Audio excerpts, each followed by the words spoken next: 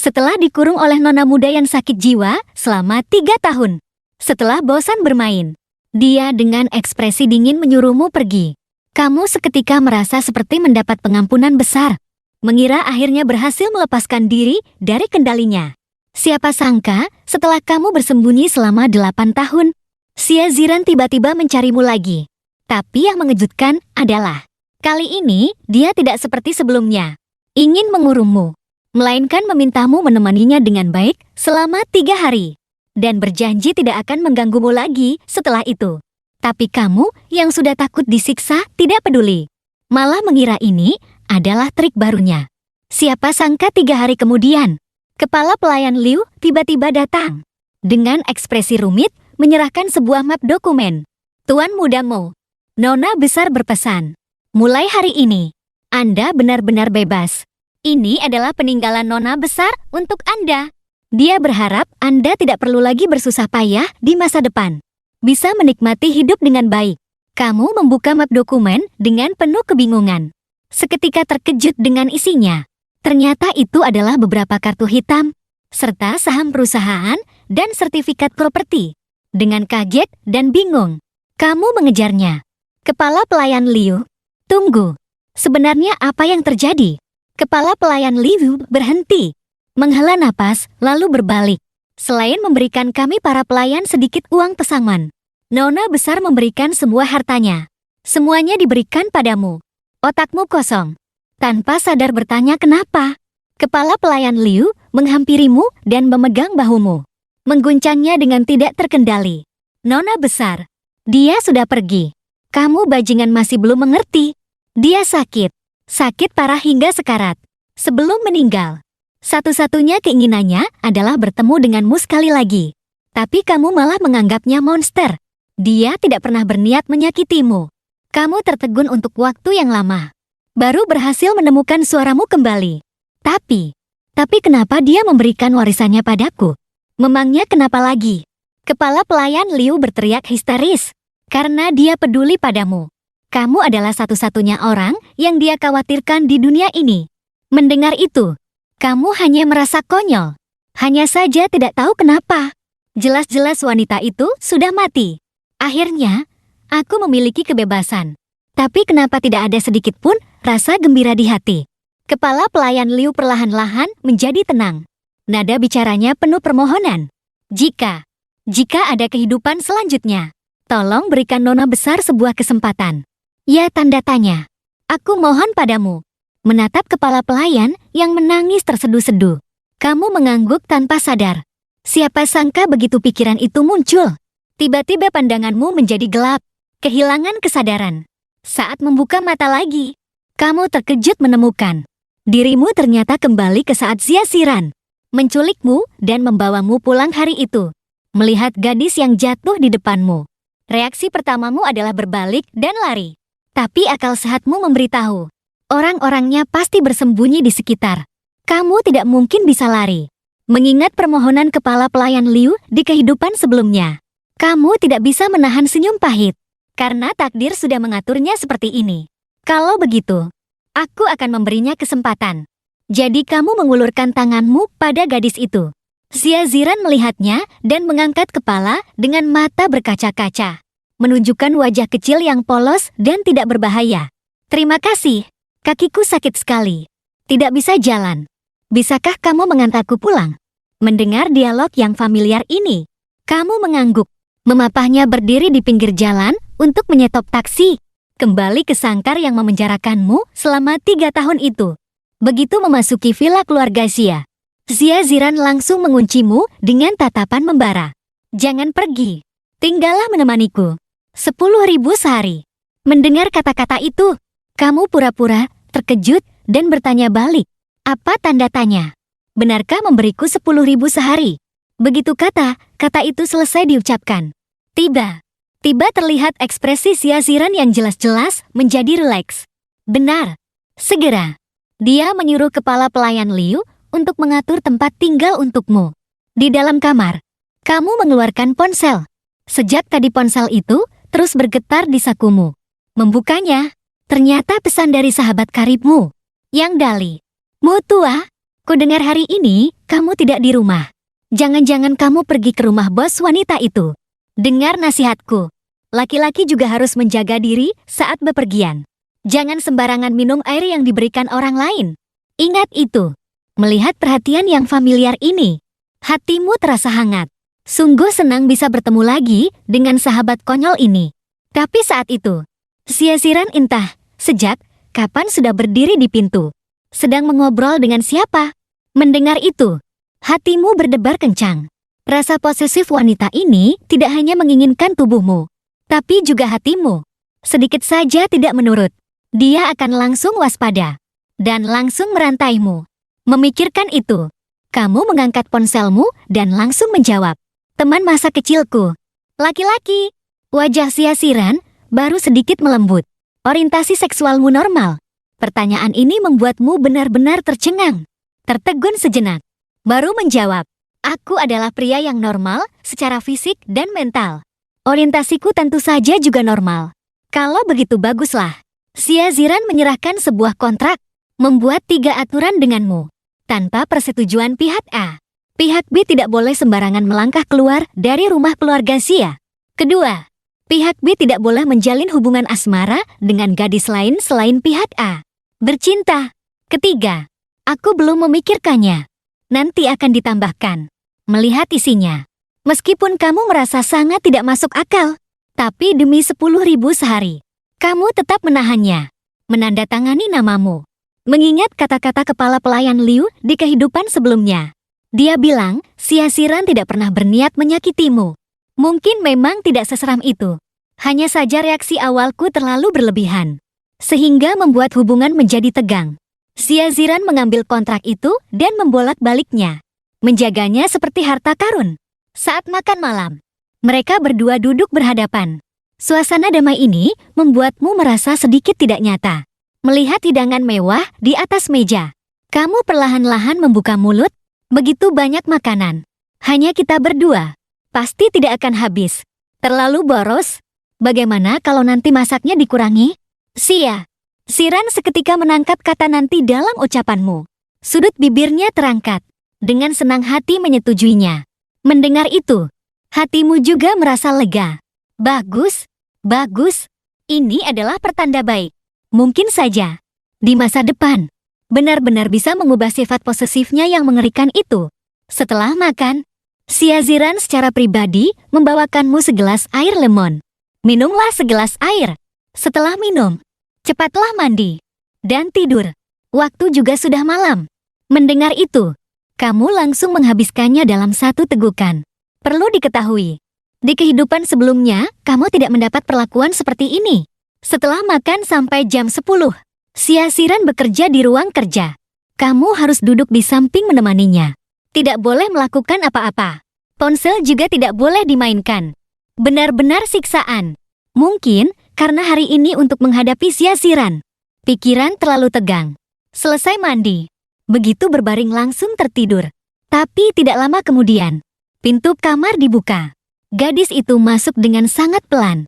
Memanggil namamu dengan suara rendah. Melihat tidak ada reaksi, dia bergumam pelan.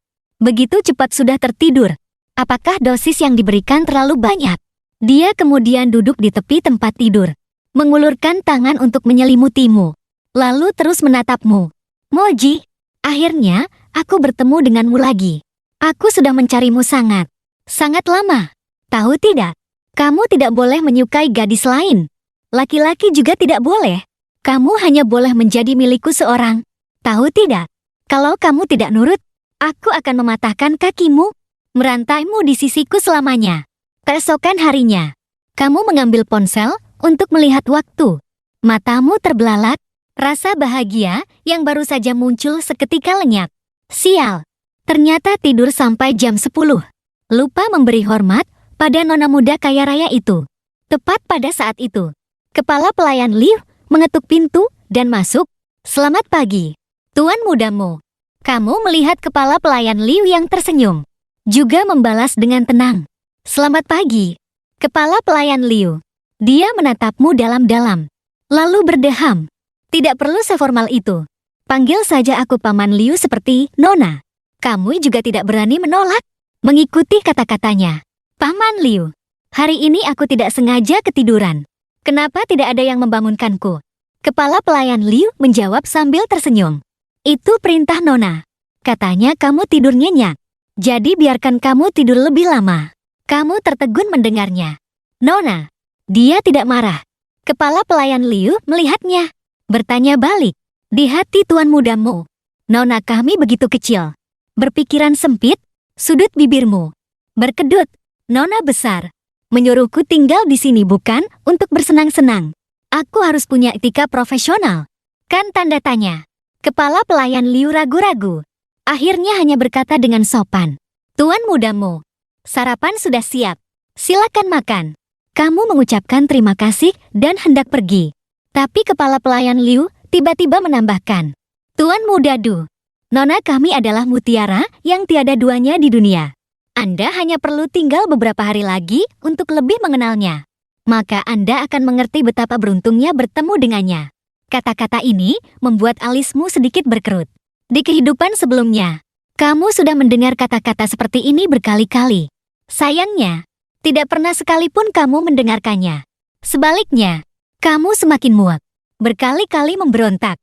Hanya mendapatkan hasil yang lebih buruk. Setelah terdiam beberapa detik, kamu tiba-tiba tersenyum. Terima kasih, Paman Liu.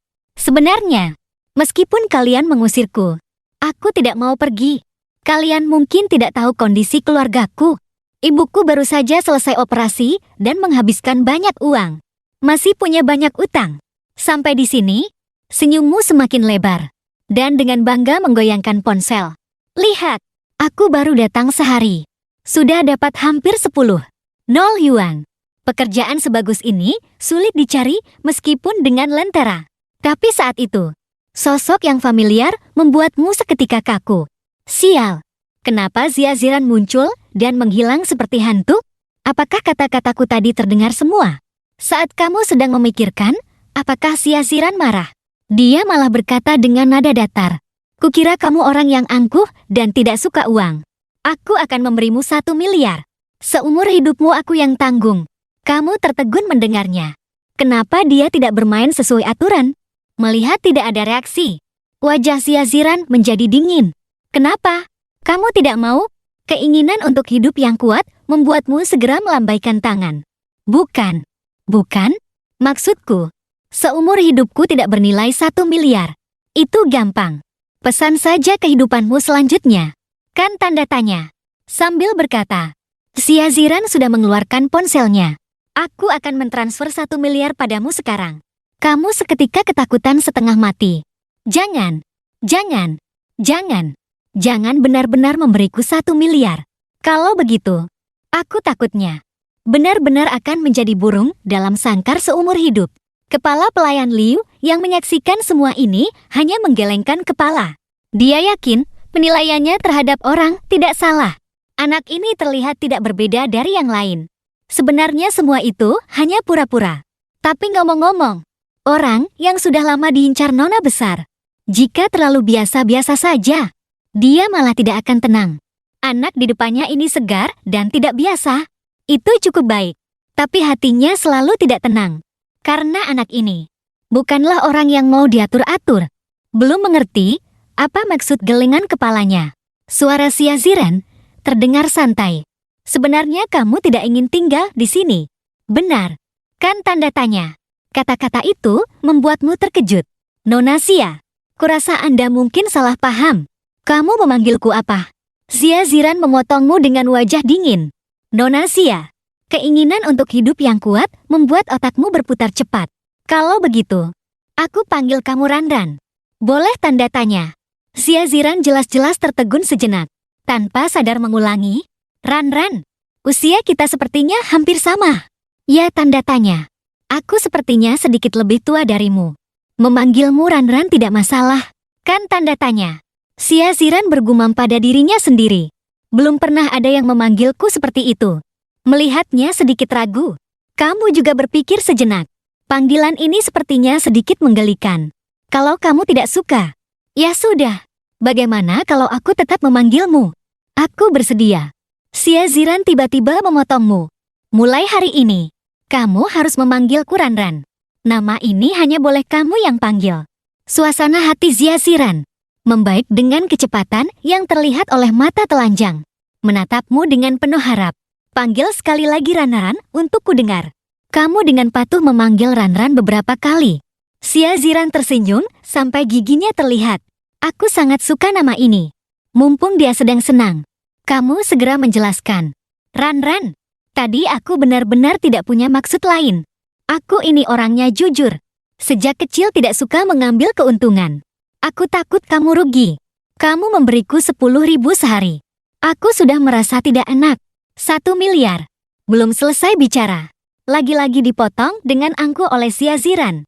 Kamu terlalu banyak berpikir. Keuntunganku rela kuberikan padamu. 1 miliar untuk membeli 2 kehidupanmu. Jelas-jelas dia yang untung besar. Tapi kamu mendengar kata-kata ini selalu merasa ada yang tidak beres. Jadi tanpa sadar bertanya, apakah kita pernah bertemu sebelumnya? Sebelum mengenalnya, kamu tidak pernah memperkenalkan diri. Tapi dia bisa langsung menyebut namamu. Ini menunjukkan kalian pasti pernah bertemu sebelumnya. Tentu saja tidak menutup kemungkinan dia yang pernah melihatmu secara sepihak. Pernah. Sudut bibir Ziaziran tertarik, menunjukkan ekspresi setengah tersenyum. Dalam mimpi, aku pernah memimpikanmu. Kamu tahu, dia tidak mau berkata jujur. Jadi tidak bertanya lebih lanjut. Setelah sarapan, kamu duduk di meja makan dengan ragu-ragu.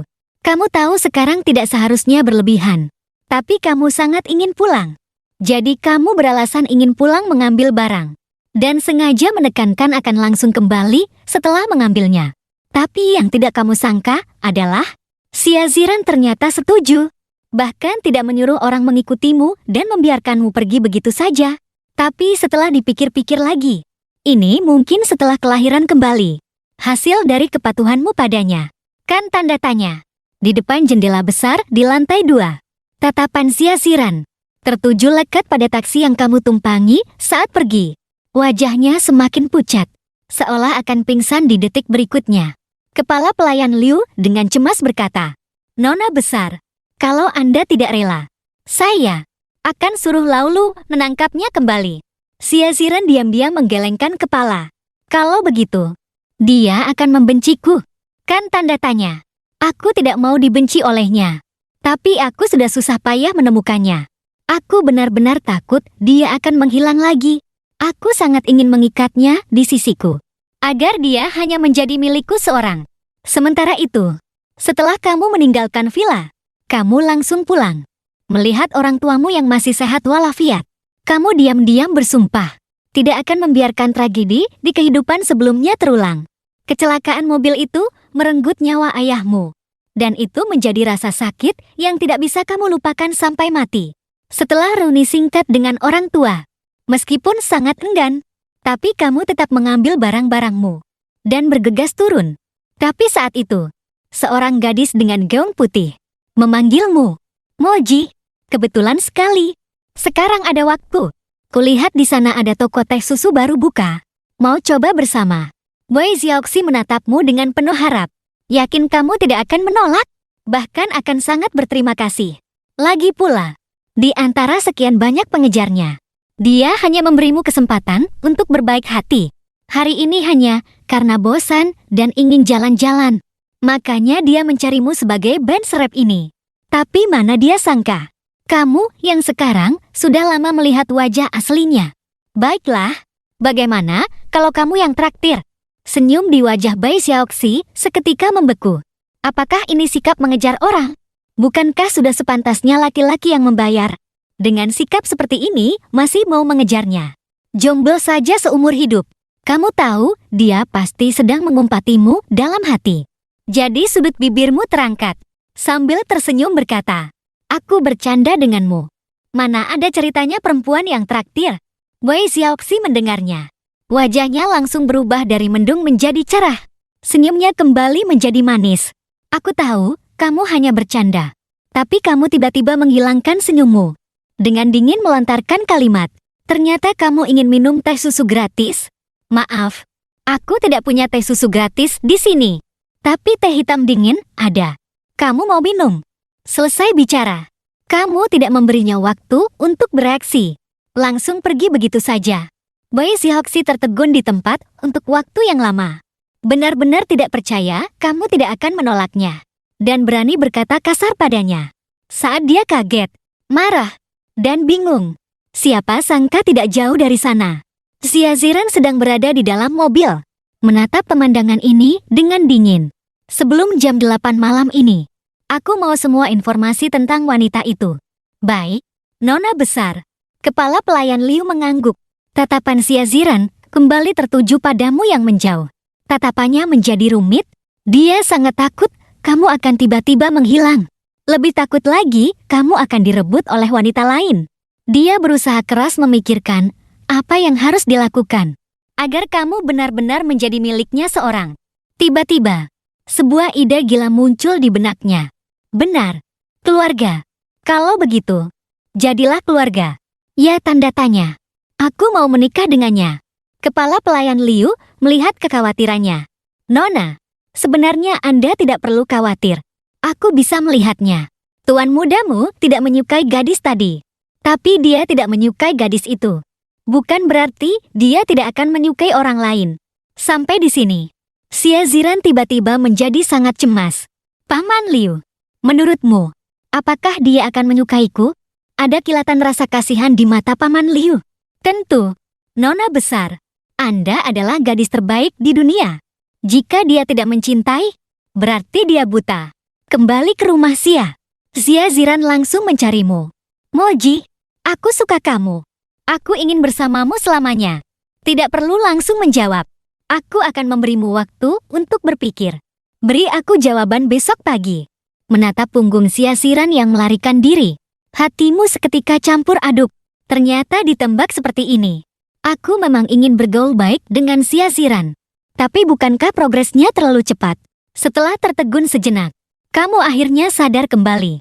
Tanpa sadar menatap keluar halaman. Malam semakin larut, memberimu perlindungan yang sempurna. Jadi kamu melihat sekeliling. Tidak ada yang memperhatikan. Tanpa ragu-ragu melangkahkan kaki keluar. Tapi siapa sangka, Xia Ziran di dalam kamar sedang mengawasi pemandangan ini melalui monitor. Dia menutup laptop dengan kecewa. Bersandar di sandaran kursi dan menutup mata. Keputusasaan yang tak terbatas seketika menelannya. Dia tertawa mencela diri sendiri. Dirinya yang berada dalam kegelapan berani berharap menangkap sinar matahari. Sekarang baguslah. Langsung membuatnya kabur. Tepat pada saat itu, terdengar dua ketukan di pintu. Xia Ziran menyeka air matanya. Berdiri dengan wajah tanpa ekspresi. Tapi saat melihat orang yang datang, dia seketika tertegun. Dengan ragu-ragu memanggil. Moji, kamu berkata pelan. Ya, ini aku. Makan malam sudah siap. Ayo turun makan. Telapak tangan Xia Ziran yang terkepal dipenuhi keringat dingin. Kamu sengaja datang untuk memanggilku makan. Kamu tertegun sejenak. Suaramu terdengar sangat lembut. Ran. Terima kasih. Terima kasih karena bersedia menyukai orang biasa sepertiku. Begitu kata-kata itu diucapkan, aroma samar tercium. Xia Ziran membenamkan wajahnya dalam-dalam di dadamu. Tubuhmu seketika kaku. Pikiran pertama di benakmu adalah mendorongnya.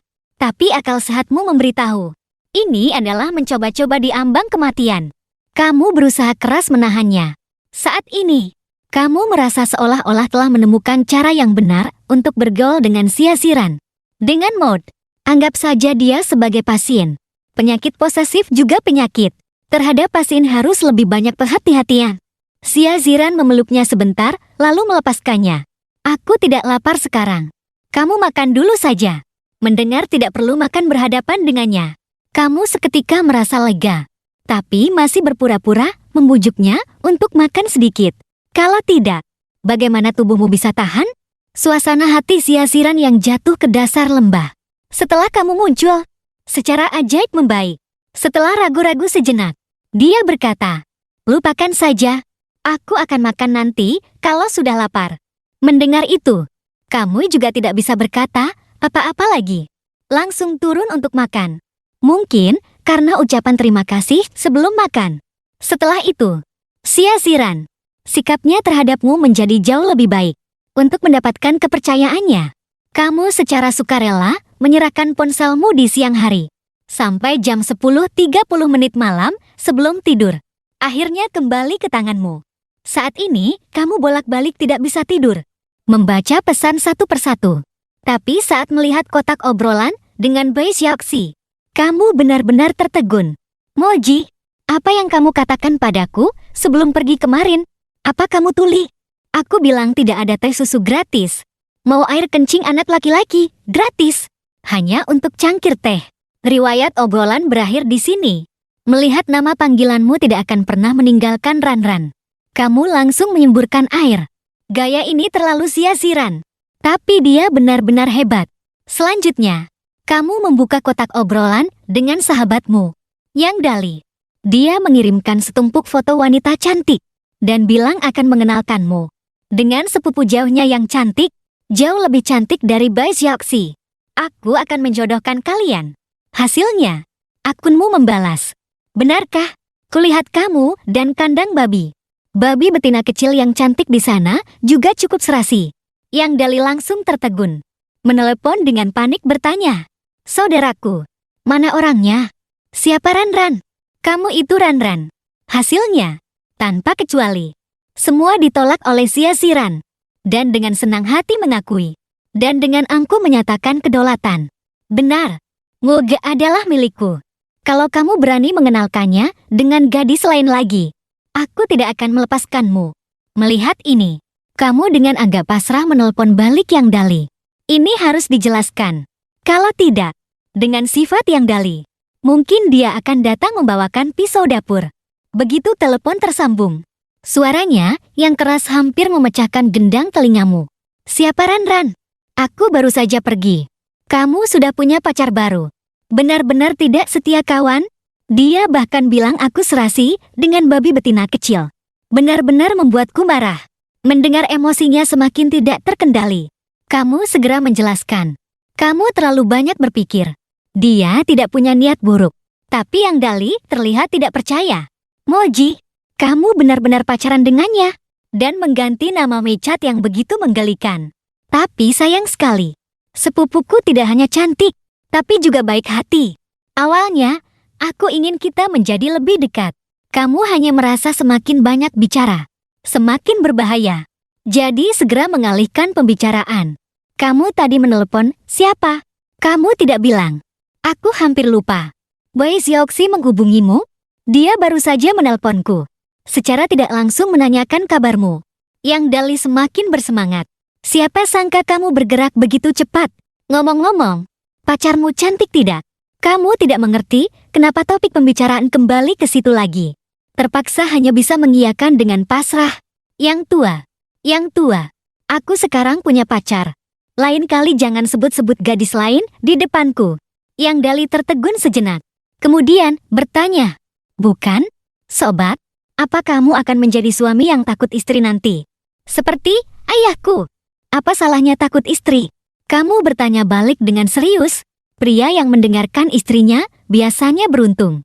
Pada saat yang sama, di kamar sebelah, Xia Ziren sedang memakai headphone, mendengarkan percakapan kalian kata demi kata. Dia sangat senang dengan reaksimu. Sepertinya kamu benar-benar tidak menyukai gadis itu lagi. Terutama saat kamu mengakui dia cantik. Xia Ziren langsung berguling-guling di tempat tidur. Kepalanya pusing. Keesokan harinya, saat kamu baru saja akan turun, terdengar suara pintu terbuka di belakangmu. Xia Ziren keluar dengan wajah lelah. Rambutnya acak-acakan. Wajahnya pucat. Lingkaran hitam di bawah matanya sangat tebal. Terlihat lebih seperti orang sakit. Melihatnya, kamu berjalan mendekat dan menyentuh dahinya. Kenapa? Semalam tidak tidur nyenyak. Xia Ziren menjawab dengan lesu. Detik berikutnya, dia tiba-tiba membuka lengannya. Memeluk pinggangmu erat-erat. Menghela napas dengan puas. Perasaan ini sungguh menyenangkan. Sinar miliknya akhirnya tertangkap. Dia menempelkan telinganya di dadamu. Mendengarkan detak jantungmu yang kuat. Tiba-tiba membuka mulut. Moji, si brengsek itu. Yang nama WeChat-nya pria paling tampan di alam semesta. Apakah dia temanmu? Mendengar itu, wajahmu penuh kepasrahan. Orang ini akhirnya diincar oleh Xia Ziren. Hanya bisa mengakui dengan jujur. Benar, Dia bilang mau mengenalkanmu pada pacar. Aku melihat foto gadis itu. Jadi kamu suka yang seperti ini? Gadis yang cantik dan lembut? Xia Ziran tiba-tiba mengangkat kepala, menatap reaksimu dengan lekat. Saat mendengar pertanyaan gadis itu, kamu seketika merasa tertekan. Satu jawaban yang salah bisa membuatnya tidak senang. Setelah berpikir lama, baru memberikan jawaban yang menurutmu sempurna. Yang benar-benar bisa membuatku jatuh hati bukanlah penampilan sepupu temanku. Bagiku hanyalah orang asing. Tidak bisa dibilang suka atau tidak suka. Tapi siapa sangka, Xia Ziran sama sekali tidak bermain sesuai aturan. Dengan santai bertanya, lalu, bagian mana dari jiwa Bai Xiaoxi yang kamu kagumi? Apakah kamu pernah menyukainya sebelumnya? Kamu pura-pura terkejut. Ran, bagaimana kamu tahu tentang Bai Xiaoxi? Tapi Xia Ziran terlihat wajar. Kamu pacarku. Aku ingin tahu segalanya tentangmu. Apakah itu berlebihan? Apalagi yang bisa kamu katakan? Hanya bisa menjelaskan. Aku akui dulu aku pernah menyukainya. Tapi dia tidak seperti yang kubayangkan. Kemudian, aku tidak menyukainya lagi. Tapi Xia Ziran tetap tidak mau menyerah. Lalu, seperti apa yang kamu bayangkan tentangnya pada awalnya? Melihat tatapan penuh rasa ingin tahu itu. Kamu tahu hari ini jika tidak dijelaskan dengan jelas, dia tidak akan melepaskanmu. Jadi kamu mulai mengingat, kenapa dulu bisa jatuh hati pada Bai Xiaoxi. Setelah mendengar ceritamu, dia mengelus dagunya sambil berpikir. Aku tahu, sayangnya aku bukan tipe gadis seperti itu.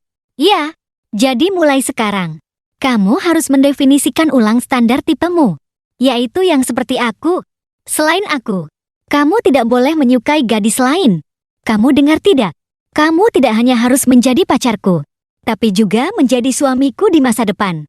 Aku tidak peduli kamu mau atau tidak. Seumur hidupmu ini, aku yang punya. Kehidupan selanjutnya. Dan kehidupan selanjutnya lagi. Selamanya kamu adalah milikku. Melihat wajahnya yang tegang, sama sekali tidak terlihat seperti sedang bercanda. Kamu seketika terkejut sampai tidak bisa berkata-kata. Tatapan Xia Ziran seketika menjadi dingin. Tiba-tiba mengulurkan tangan mencengkeram dagumu. Kenapa tidak bicara lagi? Kaget karena aku? Aku tahu. Kamu sama sekali tidak menyukaiku. Setuju menjadi pacarku hanya karena tidak ingin menyinggungku. Kan tanda tanya. Melihat emosinya akan meledak. Kamu segera menjawab. Tentu saja tidak.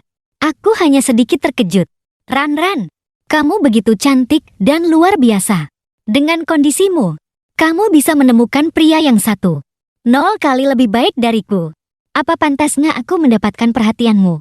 Mendengar itu, Xia Ziran seketika tidak senang. Moji, kamu adalah pria terbaik di dunia. Aku tidak mengizinkanmu merendahkan diri. Aku hanya tahu kamu baik, tapi belum selesai bicara. Dia tiba-tiba diam, menatapmu dengan waspada. Seolah berkata, kamu benar-benar licik. Hatimu seketika sangat kecewa.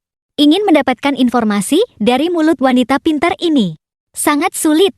Jadi dengan sadar mengalihkan pembicaraan. Ran, ada sesuatu yang ingin kukatakan. Tapi jangan marah. Ya, Xia Ziran tersenyum sinis. Kalau kamu tidak mengatakannya, bagaimana aku tahu? Terpaksa berpura-pura sedih dan kasihan. Kalau begitu, lupakan saja. Aku tidak akan mengatakannya. Aku tidak mau membuatmu marah. Mendengar itu, hatinya seketika luluh. Selama bukan tentang meninggalkanku, aku janji tidak akan marah. Katakan saja. Ini kan yang kamu katakan. Kamu tersenyum. Melihat nona muda yang sedang sakit ini, berkali-kali menekan sifat aslinya demi kamu. Tiba-tiba terasa jauh lebih menyenangkan. Ran, perbedaan kita terlalu jauh. Memang ada sedikit perbedaan. Xia Ziran mengukur tinggi badan kalian dengan matanya. Tapi kalau kamu mau aku menusulmu, seumur hidup ini tidak mungkin. Kamu seketika terdiam. Sama sekali tidak bisa membedakan apakah dia sedang bercanda atau serius. Sampai melihat bahunya yang sedikit bergetar. Xia Ziran tertawa terbahak-bahak, mengulurkan tangan mencubit pipimu. Moji, kamu tadi terlihat bingung sekali. Lucu sekali. Kamu menatap wajahnya yang tersenyum. Matanya yang melengkung seolah dipenuhi bintang. Terang sampai membuatmu terkejut. Kalau saja dia tidak punya kekurangan yang membuat orang menjauh. Siapa yang bisa tahan? Tiba-tiba Xia Ziran menghilangkan senyumnya, menatap ke belakangmu dan berteriak, "Paman Liu, suruh dapur tunggu sebentar." Tanpa sadar menoleh ke belakang. Ternyata di belakang tidak ada siapa-siapa. Saat sedang bingung, Xia Ziran tiba-tiba berjinjet. Dengan cepat mencium pipimu. Kamu tidak sadar. Hanya merasa pipimu sedikit gatal. Tanpa sadar mengangkat tangan untuk mengusapnya. "Jangan diusap." Dia berkata dengan galak. "Ini adalah capku untukmu. Mulai sekarang, kamu adalah milikku." Duduk di kamar Xia Ziran. Terdengar suara air gemericik di telinga. Awalnya ingin menunggu di bawah. Tapi dia bersikeras menyuruhmu tetap di sini. Beberapa saat kemudian, Xia Ziran keluar dengan pakaian santai berwarna putih. Kedua tangan menekan bahumu. Kamu sedikit bingung. Tanpa sadar menengadah menatapnya. Xia Ziran menutup matanya. Bulu matanya yang panjang dan lentik sedikit bergetar. Bibirnya yang lembut menempel dengan canggung. Tapi justru kecanggungan inilah yang secara tak terduga sangat menggoda. Kamu hanya merasa pusing. Merasakan aroma mint yang samar di antara bibirnya. Aku benar-benar gila. Akal sehat berteriak berhenti. Tapi tubuh dengan jujur menunjukkan dorongan paling primitif. "Mogi, kamu sekarang milikku." Xia Ziran berkata dengan bangga setelah melepaskannya. Kamu sedikit tidak bisa tertawa atau menangis. Tapi hatimu penuh kebingungan. Aku punya fobia. Bagaimana mungkin tidak bereaksi padanya? Terutama Xia Ziran. Tapi Xia Ziran melihat tidak ada reaksi. Seketika menjadi marah. Dengan marah bertanya, "Kenapa? Kamu tidak suka aku menciummu?" Kamu menggaruk kepala dan tergagap. "Ini adalah ciuman pertamaku. Terlalu tiba-tiba." "Benarkah? Ini juga ciuman pertamaku." Xia Ziran terlihat sangat senang. "Kalau begitu, kita saling memberikan ciuman pertama. Seumur hidup ini, kita hanya bisa saling memiliki." Sikapnya yang serius itu membuatmu seketika melihat sutas tali tak terlihat mengikatmu dan dia bersama. Saat sarapan, Xia Ziran makan sangat banyak. Tidak seperti biasanya. Juru masak melihatnya sampai menangis terharu. Nona besar yang sudah dia coba segala cara untuk membuatnya gemuk. Hari ini nafsu makannya luar biasa. Ternyata seberapa banyak nona besar makan. Kuncinya tergantung pada siapa yang menemaninya makan. Seketika dia sangat menyukaimu. Sesekali sambil mengelap tangan dengan celemek. Dia melirik kalian. Kamu selalu merasa sangat tidak nyaman diawasi. Xia Ziran melirikmu. Dengan perlahan mengelap mulutnya. Setelah menyuruh juru masak pergi dengan alasan apapun. Berkata sambil berpikir. Saat makan, ada orang yang melihat di samping. Apakah sangat tidak nyaman? Kamu terkejut, dia ternyata punya sisi pengertian seperti ini. Aku dari keluarga kecil. Kurang terbiasa. Tapi Xia Ziran tidak peduli. Biasakan saja. Sekarang, aku tidak mengizinkan ada kata susah lagi dalam hidupmu. Tapi kalau kamu suka ketenangan, aku akan menyuruh mereka lebih berhati-hati. Kamu tanpa sadar berkata, "Terima kasih." Hasilnya, alis Xia Ziran berkerut. Suasana hatinya yang baik seketika hancur. Kenapa kamu bilang terima kasih padaku? Kamu benar-benar bingung. Kamu selalu memikirkanku. Bukankah sudah seharusnya aku berterima kasih? Detik berikutnya, Xia Ziran tiba-tiba berdiri. Kedua tangan menopang meja dan berkata dengan marah, "Noji, lain kali aku tidak mau lagi mendengar kata terima kasih dari mulutmu. Maaf, aku benci kamu bersikap formal padaku." Kamu terpaksa segera menjelaskan. "Ran, aku juga sering bilang terima kasih pada orang tuaku. Sudah terbiasa. Aku tidak bermaksud bersikap formal padamu. Kalau kamu tidak suka, aku akan mengubahnya nanti." Benarkah? Xia Ziran menatap dengan ragu. Saat ini, kemarahannya sudah reda lebih dari separuh. Dan kamu diam-diam menghela napas lega. Krisis berhasil diatasi dengan mudah. Benar-benar sedikit merasa berhasil. Baru sekarang aku sadar. Xia Ziran seperti kucing yang suka marah-marah. Elus-elus bulunya. Dia langsung jinak. Sesederhana itu. Di kehidupan sebelumnya, aku malah menderita di tangannya. Benar-benar bodoh. Tepat pada saat itu, suara notifikasi SMS tiba-tiba berbunyi terus-menerus. Xia Ziran mengerutkan kening. Siapa yang mengirim pesan? Kamu mengeluarkan ponsel dan melihatnya sekilas. Setelah memastikan itu, bukan yang Dali. baru menyerahkan ponsel itu. Membuka ponsel dan melihat. Ternyata SMS yang ramai itu datang dari teman sekelas SMA. Gup. Xia Ziran mengerutkan kening. Reuni kelas. Kamu sangat tahu diri. Kalau kamu tidak mau aku pergi, aku tidak akan pergi. Sebenarnya, kamu memang tidak mau pergi. Karena penggagas reuni kali ini adalah Fu Yanji. Orang ini selama 3 tahun di SMA. Membenci tanpa pandang bulu. Semua laki-laki yang punya pikiran terhadap Bai Xiaoxi. Dan kamu, ban serep nomor 1 ini, tentu saja menjadi target utamanya. Fu Yanji terus-menerus menandaimu di grup teman lama. Jam 7 malam di Hotel Kaiyue. Jangan sampai tidak datang ya. Tenang saja. Reuni malam ini, aku yang traktir. Melihat, ini membuat Xia Ziran seketika marah. Tanpa pikir panjang, dia langsung mentransfer 10 juta padamu. Mogi, malam ini kamu habiskan saja 10 juta. Biar orang itu lihat siapa yang sebenarnya miskin.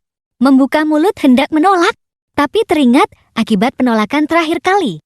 Hanya bisa menerimanya dengan berlinang air mata. Pesan di grup kelas masih terus diperbarui. Yang Dali di grup memarahi Fu Yanji. Berbalik dan mengirimimu pesan pribadi. Reuni ini jelas-jelas tidak ada niat baik. Mu tua, jangan pedulikan dia. Jawab, nanti setelah makan malam di Hotel Bintang 5 baru bicara. Makan malam gratis? Tidak dimakan sayang. Yang Dali sangat terkejut. Apa tanda tanya? Kamu mau kembali untuk ikut? Tapi bukankah kamu sedang dinas sementara? Siapa bilang kalau dinas tidak bisa kembali? Kamu tidak tertarik dengan reuni kelas, tapi sangat merindukan udara segar di luar. Hahaha. Bagus sekali. Kalau begitu aku juga akan kembali. Bermain sendirian tidak seru.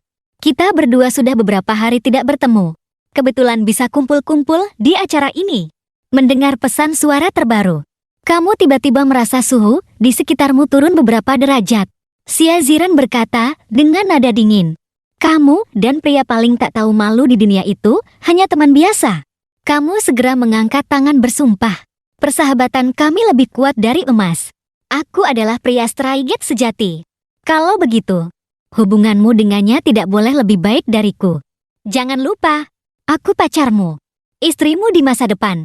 Sampai di sini, Xia Ziran tiba-tiba mengerutkan kening. Kenapa aku harus menunggu masa depan untuk menjadi istrimu? Aku mau menjadi istrimu sekarang. Kamu menatapnya dengan cemas saat dia mendorong kursi. Berjalan ke arahmu dengan langkah besar. Saat kamu sedang memikirkan cara melarikan diri, Xia Ziran tiba-tiba menggenggam pergelangan tanganku.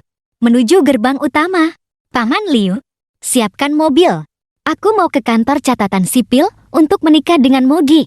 Sudut bibir kepala pelayan Liu berkedut. Nona besar, usia menikah yang sah di negara kita. Wanita tidak boleh kurang dari 20 tahun. Mendengar itu, Xia Ziran seperti disiram air dingin. Sangat kecewa. Apa tanda tanya? Aku baru 18 tahun. Bukankah itu berarti harus menunggu 2 tahun lagi? Kepala pelayan Liu dengan panik memberimu isyarat mata meminta bantuan. Kamu berdeham. Ran. Selama perasaan itu ada atau tidaknya buku kecil itu tidak masalah. Mendengar panggilan Ran itu, hati kepala pelayan Liu sangat gembira. Anak ini cukup pandai bicara. Pantas saja nona besar hari ini, suasana hatinya begitu baik. Waktu berlalu. Sudah jam 7 malam. Di ruang pribadi Hotel Bintang 5 Kaiyue. Orang-orang reuni kelas hampir semua sudah datang. Sambil mengobrol, sahabat Bai Xiaoxi, Mi Liangxin, mengalihkan pembicaraan padamu. Entah kalian sadar atau tidak, nama WeChat Moge disebut tidak akan pernah meninggalkan Ran. Siapakah Ran ini? Bai Xiaoxi mengerutkan kening. Dulu, kamu menyatakan cinta padanya. Dia berbalik dan langsung tamer pada sahabat ini. Tapi yang tidak dia tahu adalah Mi Liangxin juga pernah naksir kamu. Hanya karena keluargamu miskin. Dia mundur. Sekarang, dia sengaja mengatakan kamu pindah ke lain hati. Untuk mempermalukan pesona Bai Xiaoxi, teman-teman sekelas langsung ramai berdiskusi. Dan Fu Yanji mendengar semua ini. Sangat tidak senang. Kamu orang miskin. Kenapa bisa punya pacar? Sejak rumahnya digusur dan mendapat kompensasi 8 digit. Dia merasa dirinya nomor 1 di dunia. Tapi kamu adalah satu-satunya yang masih mengabaikannya. Ini sama saja dengan tidak menghormatinya. Memikirkan itu, dia langsung ikut berdiskusi. Kudengar setelah lulus SMA, Moji, keesokan harinya langsung bekerja paruh waktu. Menurut kalian, pekerjaan paruh waktu, apa yang bagus yang bisa dia dapatkan? Begini saja, aku akan memberikan 10,0 yuan. Anggap saja ini sumbangan dari kita semua. Tolong jangan sampai bocor ya. Kalau Muge tahu, harga dirinya yang kecil itu pasti tidak akan tahan. Mi Liangxin langsung memuji Fu Yanji. Kamu benar-benar setia kawan? Wei Xiaoxi mendengarnya dengan kesal. Dia merasa Fu Yanji hanyalah orang bodoh yang banyak uang. Tepat pada saat itu, pintu ruang pribadi didorong. Fu Yanji menoleh. Wajahnya seketika menjadi muram. Kenapa kamu datang? Yang Dali mendecakkan lidah. Kenapa? Takut kebanyakan orang jadi boros. Kalau begitu aku pergi. Fu Yanji paling takut. Orang bilang dia pelit. Seketika tersenyum meremehkan. Bercanda. 1 kali makan. Apa aku tidak sanggup mentraktir? Siapa sangka Bai Xiaoxi berkata dengan santai. Yang Dali, Muge sudah sampai mana? Kami berdiskusi untuk menyumbang 10,0 yuan untuknya. Begitu kata-kata itu diucapkan, Fu Yanji langsung mengeluarkan setumpuk uang tunai dari tasnya. Menaruhnya di atas meja. Nih, uangnya di sini. Yang Dali seketika tertegun. Bukan marah, malah tertawa. Mengulurkan tangan untuk mengambilnya. Kalau begitu, aku mewakili saudaraku mengucapkan terima kasih pada kalian semua. Fu Yanji panik. Mengulurkan tangan hendak menghentikannya. Yang Dali tersenyum dingin. Kenapa? Uang ini hanyalah alat kalian untuk mempermalukan orang. Suasana menjadi tegang. Pintu ruang pribadi kembali didorong terbuka. Kamu masuk dengan ekspresi tenang. Apa yang terjadi? Yang Dali takut kamu akan tersinggung. Segera mencoba mengalihkan pembicaraan. Bai Xiaoxi tiba-tiba menyela. Kami dengar keluargamu kesulitan. Takut kamu tidak bisa membayar uang sekolah. Jadi kami menyumbang 10,0 yuan untukmu. Kalian menyumbang 10,0 yuan untuk uang sekolahku? Kamu tertegun sejenak. Baru melihat uang merah di atas meja. Kalau begitu, terima kasih banyak. Sambil berkata, kamu dengan tenang memasukkan 10,0 yuan itu ke dalam saku celana. Seketika semua orang tercengang.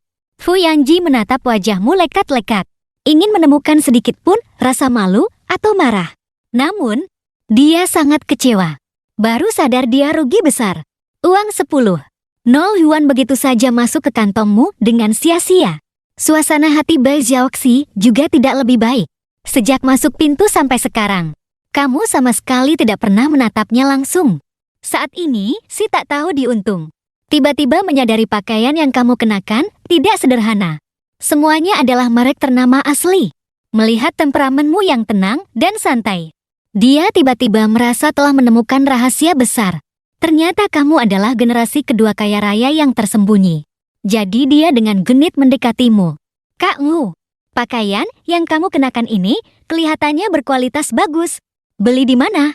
Kamu menjawab dengan tenang. Maaf, kurang begitu tahu. Pakaian ini bukan aku yang beli. Wei Xiaoxi juga melihat pakaianmu tidak sederhana. Diam-diam terkejut. Kamu yang bahkan segelas mintia saja tidak rela membelikannya. Dari mana punya uang untuk membeli merek terkenal? Si tak tahu diuntung kali ini benar-benar salah lihat. Fu Yanji melihat pusat perhatian direbut. Hatinya langsung kesal. Kak Ngu, kudengar kamu kerja paruh waktu dan dapat pacar. Kenapa hari ini tidak membawanya kemari? Di samping, Wei Xiaoxi mendengar itu. Pura-pura tidak peduli sambil meminum jus. Tapi telinganya diam-diam dipasang. Kamu melambaikan tangan dengan santai. Dia suka ketenangan. Fu Yanji merasa seolah mengerti segalanya. Kak Ngu, menurutku, kamu seharusnya lebih sering membawanya keluar untuk melihat dunia. Kita sudah 3 tahun sekelas.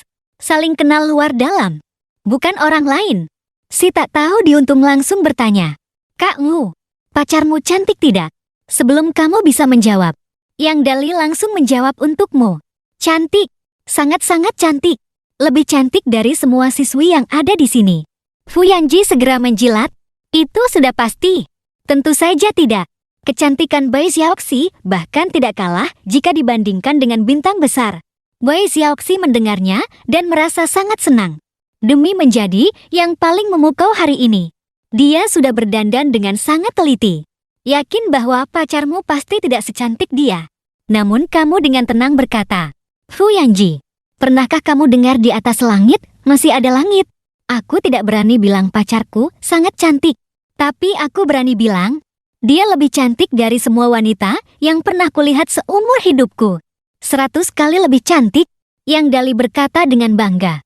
Meskipun dia belum pernah melihatnya, tapi dia percaya padamu tanpa syarat. Sudah kubilang aku tidak membual. Kan tanda tanya. Pacar temanku benar-benar super cantik. Fu Yanji masih tetap tidak percaya. Maksudmu dia lebih cantik dari Bai Xiaoxi? Omong kosong tanpa bukti. Kecuali kamu memanggilnya ke sini agar kami bisa melihatnya. Melihat dia semakin menjadi-jadi. Kamu tetap tenang. Aku hanya menyatakan sebuah fakta. Percaya atau tidak, itu urusan kalian. Kenapa aku harus membuktikannya pada kalian? Reuni kelas ini benar-benar seperti yang kamu bayangkan. Sangat membosankan. Teringat tugas yang diberikan Xia Ziran padamu. Kepalamu mulai sakit lagi. Sebelum pergi kamu sudah membujuknya dengan berbagai cara agar dia mengalah. Memerintahkanmu malam ini setidaknya menghabiskan 1 juta yuan. Tapi hanya menyuruhmu menghabiskannya. Dan tidak menentukan bagaimana cara menghabiskannya. Kamu berpikir sejenak. Masih merasa lebih baik membelikan Xia Ziran sebuah hadiah? Maaf semuanya. Aku masih ada urusan. Harus pergi dulu. Wei Xiaoxi melirik Muge dengan acuh tak acuh. Kita baru saja bicara soal penggalangan dana untuk bencana banjir di Xiqing. Kamu sudah mau pergi? Fu Yanji langsung menimpali. Benar. Mogi, kesadaranmu ini tidak cukup baik. Kami baru saja mengumpulkan 10 yuan untuk biaya kuliahmu. Sekarang kota tetangga sedang kesulitan. Kita harus membantu semampu kita. Meskipun kamu sedang tidak punya uang, tidak seharusnya mencari alasan untuk kabur dan tidak menyumbang sepeser pun. Kan tanda tanya. Saudara sebangsa dari seluruh penjuru negeri telah mengulurkan tangan bantuan. Yang punya uang menyumbang uang. Yang punya tenaga menyumbang tenaga. Semua ingin membantu korban bencana membangun kembali rumah mereka. Kebetulan di lantai bawah ada sebuah lembaga amal sedang mengadakan acara penggalangan dana. Wei Xiaoxi mendengar berita itu. Segera mengajak semua orang turun untuk berdonasi bagi korban bencana. Fu Yanji demi pamer memimpin dengan memasukkan 1 yuan uang tunai ke dalam kotak donasi. Wei Xiaoxi segera mengikutinya. Menyumbang 50 yuan. Berhasil membangun citra baik sebagai orang yang berbakti. Baru saja memakai uang jajan untuk membeli suplemen kesehatan untuk nenek. Uangnya tidak banyak lagi. Setelah disisakan untuk ongkos, tidak banyak yang bisa disumbangkan. Para teman sekelas bergiliran maju untuk berdonasi. Kini, semua mata tertuju padamu. Tiba-tiba ponselmu menerima pesan transfer. Itu yang Dali mentransfer 200 yuan untukmu. Dan berkata, kawan, aku tadinya memang mau donasi lebih banyak. Kamu bantu aku donasikan saja. Kamu seketika merasa matamu memanas. Apakah dia takut kamu tidak bisa menyumbang dan malu di depan umum? Orang ini sepertinya lupa. Kamu masih punya 10 yuan uang tunai yang baru saja kamu dapatkan. Dan Fu Yanji dengan tidak sabar mendesak. Kak Ngu, kalau kamu tidak punya uang, bilang saja. Paling-paling aku akan menyumbang 100 yuan untukmu. Wei Xiaoxi pura-pura mengingatkan dengan santai. Bukankah dia punya uang? Yang Dali paling protektif. Mendengarnya langsung marah. Wei Xiaoxi, Muge bahkan belum bergerak. Mata mana yang kamu pakai untuk melihat dia tidak akan berdonasi? Lingkaran mata Wei Xiaoxi langsung memerah. Kenapa kamu membentak? Aku hanya takutmu gelupa. Jadi aku ingatkan saja. Aku tidak salah bicara. Rasa bencimu pada Bai Xiaoxi sudah mendarah daging. Dengan dingin kamu berkata, urusanku perlu kamu ingatkan? Kamu pikir kamu siapa? Wajahnya seketika memerah.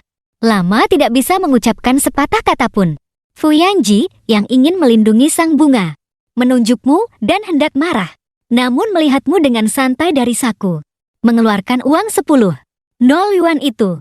Seluruhnya dimasukkan ke dalam kotak donasi. Seketika semua orang yang hadir terkejut. Petugas yang bertanggung jawab atas penggalangan dana berulang kali mengucapkan terima kasih padamu. Ekspresi Fu Yanji seketika menjadi masam. Semua perhatian tercuri olehmu. Tapi masalahnya adalah, uang 10 nol yuan yang kamu sumbangkan itu adalah uangnya. Dia yang tidak rela, tentu tidak bisa menerima kerugian ini begitu saja. Baru saja akan membuka mulut untuk mengejek. Terdengar kamu berkata kepada petugas, tidak perlu berterima kasih padaku. Uang 10 nol yuan ini adalah niat tulus dari semua teman sekelas yang hadir. Mendengar itu, tatapan mata petugas padamu seketika dipenuhi kekaguman. Hati Fu Yanji semakin sesak. Reputasi baik yang mulia ini, semuanya diambil olehmu seorang. Padahal itu uangnya. Kamu, yang kamu sumbangkan adalah uang dari orang lain. Bagaimana dengan dirimu sendiri? Apakah kamu tidak berencana untuk menunjukkan sesuatu?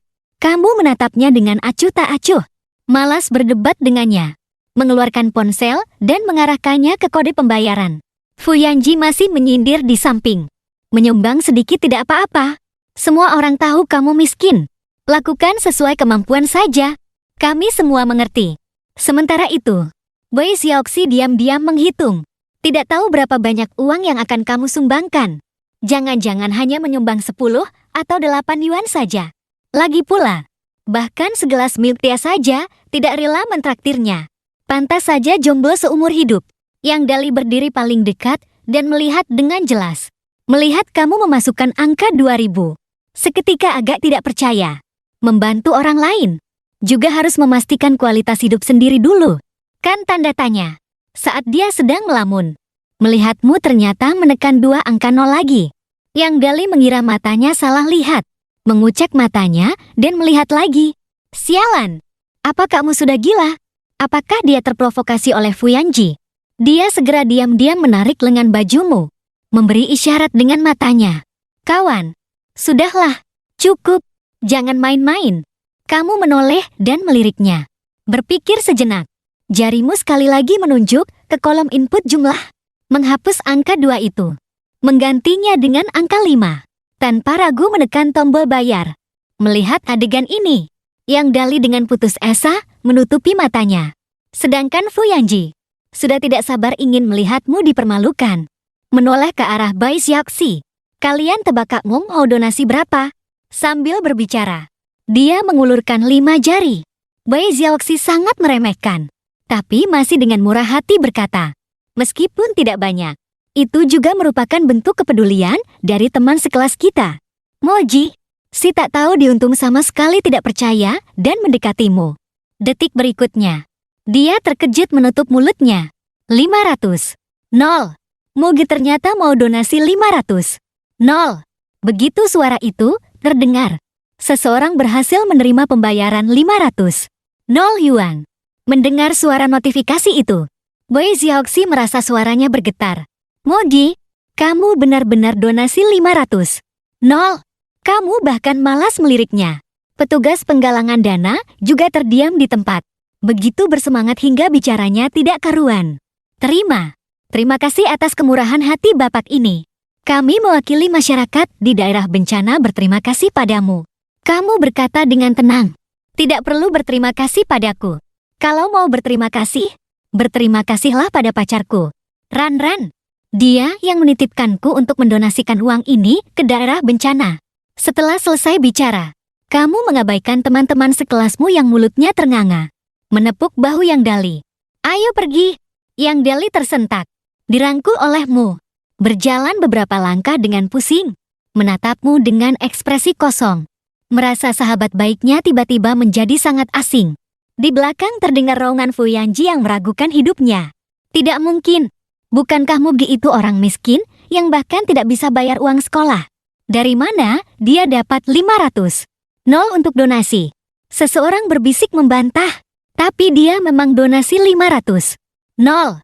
Kita semua melihat dengan mata kepala sendiri. Bagaimana mungkin tidak mungkin? Ada juga yang dengan lemah menimpali. Sepertinya Mugi tidak pernah bilang keluarganya miskin. Mungkin saja ada yang menyebar gosip.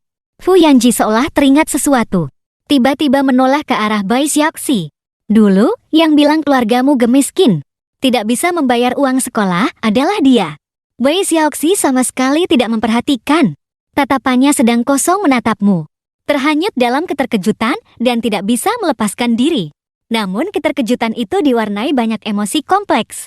Penyesalan, kejengkelan, dan keraguan bercampur menjadi satu. Di sini, pikiran yang Dali kacau balau seperti bubur. Setelah hembusan angin malam, dia akhirnya sedikit lebih tenang. Mengambil napas dalam-dalam dan berkata, "Kawan, aku sekarang dengan sungguh-sungguh memanggilmu kawan sekali lagi. Katakan padaku, apakah semua yang terjadi tadi adalah ilusiku? Kamu benar-benar donasi 500. Nol." Kamu mengiyakan dengan ringan. Yang Dali mengambil napas dalam-dalam beberapa kali. "Uangnya dari mana? Jangan bilang kamu donasikan semua harta keluargamu. Setahuku tentang keluargamu, sama sekali tidak punya uang sebanyak itu. Kamu terpaksa berkata jujur. Ranran yang memberikannya padaku. Aku adalah pacarnya." Jadi, Yang Dali menutup matanya dengan sedih. "Jadi kawan, kamu dipelihara. Ranran itu umurnya berapa? Jangan bilang dia sudah 50 tahun. Kamu berkata dengan tenang. Dia 18. 18. Aku tidak percaya." Yang Dali menatapmu dengan ekspresi aneh. "Tunggu, biar aku cerna dulu. Jadi kamu sebenarnya bukan pergi dinas, tapi pergi menemui Ranran itu. Pergi pacaran. Kamu mengiyakan dengan terpaksa. Kira-kira begitulah. Tapi rasanya tidak benar. Kita semua sudah selesai ujian nasional. Pacaran juga bukan lagi cinta monyet. Kamu tinggal bilang saja. Kan tanda tanya. Kenapa harus sembunyi-sembunyi? Apakah Ranran itu yang menyuruhmu berbuat begitu?" Ini benar-benar sulit dijelaskan. Kamu hanya bisa menjawab seadanya. Pokoknya, jangan terlalu banyak berpikir. Aku menyembunyikannya dari semua orang. Karena perbedaan antara aku dan Ranran terlalu besar. Tenang saja. Aku tidak akan ditipu. Aku akan mencari kesempatan untuk memberitahu orang tuaku. Soal paman dan bibi, aku pasti tidak akan banyak bicara. Tapi hari ini, kamu benar-benar menakutkan. Sekaligus donasi 500. Nol. Apa yang akan dipikirkan oleh Fu Yanji dan yang lainnya? Peduli amat apa yang mereka pikirkan. Apa hubungannya denganku? Kasarnya, 3 tahun sekelas. Hubunganku dengan mereka biasa-biasa saja. Setelah ujian nasional, semua akan berpisah. Mereka hanyalah orang yang lewat dalam hidupku. Mendengar itu, Yang Dali tiba-tiba tertawa terbahak-bahak. Benar juga. Tapi itu benar-benar hebat. Ekspresi Fu Yanji seperti baru makan lalat. Hahaha. Wajahnya pasti bengkak karena ditampar. Setelah puas tertawa, dia teringat seseorang. Oh iya, bagaimana dengan Bai Xiaoxi itu? Mendengar nama itu, saja kamu sudah merasa mual. Hanya seorang cewek materialistis yang tersembunyi. Oh ya, lain kali jauhi dia. Levelnya terlalu tinggi. Kamu tidak akan bisa mengatasinya. Yang Dali penuh tanda tanya. Ini pertama kalinya dia mendengarmu. Memberi penilaian setajam itu pada seorang gadis. Mengingat kembali perkataan dan perbuatan Bai Xiaoxi malam ini. Tiba-tiba dia merasa apa yang kamu katakan benar. Dia memang bukan orang baik. Sementara itu, di ruang pribadi Hotel Hip, tidak ada lagi Tawariang seperti sebelumnya. Fu Yanji sampai sekarang masih tidak bisa menerima. Bagaimana mungkin Muge mendonasikan 500? Nol. Dari mana dia dapat uang sebanyak itu? Bai Xiaoxi sampai sekarang masih linglung. Selalu merasa malam ini dia mengalami kerugian besar. Di antara sekian banyak orang, mungkin hanya si tak tahu diuntung yang masih cukup tenang. Namun, meskipun dia menebak Muge adalah generasi kedua kaya raya, dia tidak menyangka akan sekaya itu. 500. 0 yuan. Dia mendonasikannya tanpa berkedip. Benar-benar sangat jantan. Dia berkata dengan nada sedikit superior. Kalian tidak sadar. Pakaian yang dia kenakan malam ini semuanya merek ternama. Aku sudah melihatnya dengan teliti. Sepatu yang dia pakai itu saja. Coba tebak harganya berapa? Melihat semua orang saling berpandangan. Masih terhanyut dalam keterkejutan. Si tak tahu diuntung tidak lagi berteka-teki. 199. 0. Mendengar itu, semua orang serentak menarik napas dingin. Hanya sepasang sepatu. Benarkah bisa semahal itu? Wajah Fu Yanji seketika menjadi pucat pasi. Sepatu bermerek di kakinya ini hanya 800. Tapi dibandingkan dengan yang di kaki Muge, bukan hanya tidak mahal, Tapi seperti barang murahan yang tidak pantas. Untuk menyelamatkan muka, dia dengan bersemangat memukul meja. Aku tahu, dia dipelihara. Yang bernama Ranran itu pasti wanita tua kaya raya yang jelek. Sungguh moralitas zaman sekarang sudah rusak. Tidak kusangka kamu gak orang seperti itu. Di sini, Yang Dali menerima telepon dan pergi. Kamu pun menghela napas. Berjalan tanpa tujuan di sepanjang jalan.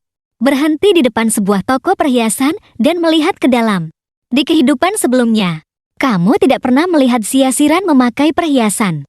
Tentu saja, mungkin juga karena kamu hanya pernah melihatnya dalam keadaan santai di rumah. Memikirkan ini, kamu baru sadar. Ternyata kamu tidak begitu mengenalnya seperti yang kamu kira. Dengan latar belakang keluarga Siasiran, barang bagus apa yang belum pernah dia lihat? Yang dia butuhkan hanyalah niatmu membelikan sesuatu untuknya. Jadi, kamu menggunakan uang orang lain untuk merasakan bagaimana rasanya menghamburkan uang. Donasi 500. 0. Belanja 620. 0. Total menghabiskan 1. 120. 0. Akhirnya menyelesaikan tugasnya. Waktu sudah malam. Sudah waktunya pulang.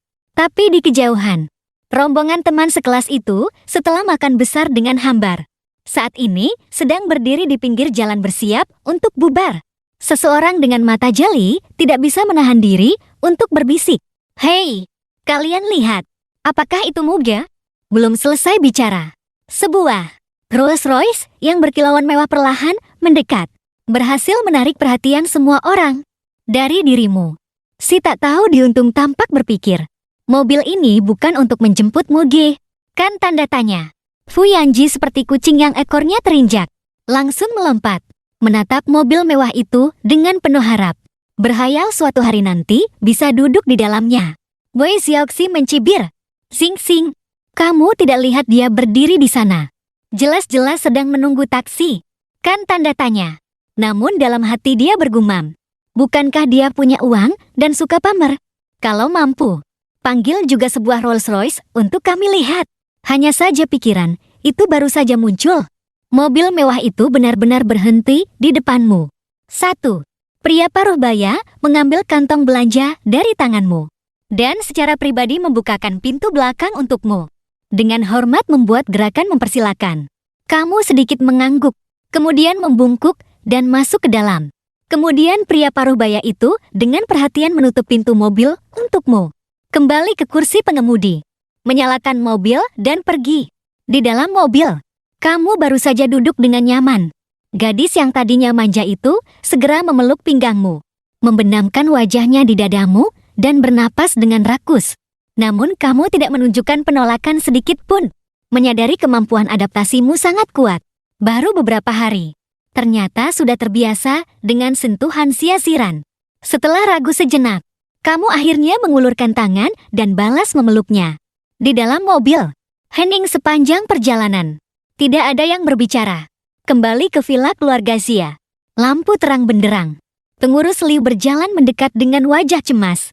Tuan mudamu, nona muda sedang tidak dalam suasana hati yang baik. Sekarang, dia hanya memilikimu. Mohon Anda lebih memperhatikannya. Kamu terkejut, melihat sekeliling dan bertanya dengan bingung. Yang lain di mana? Pengurus Liu bertanya balik dengan penuh makna. Apakah tuan mudamu tidak tahu? Karena Anda tidak suka terlalu banyak orang berlalu lalang. Maka nona muda memerintahkan semua orang untuk menghindar. Kamu tertegun sejenak. Teringat dirimu sendiri. Memang pernah bilang tidak suka terlalu banyak orang di rumah. Tuan muda, saya titip nona muda pada Anda. Saya juga harus pamit.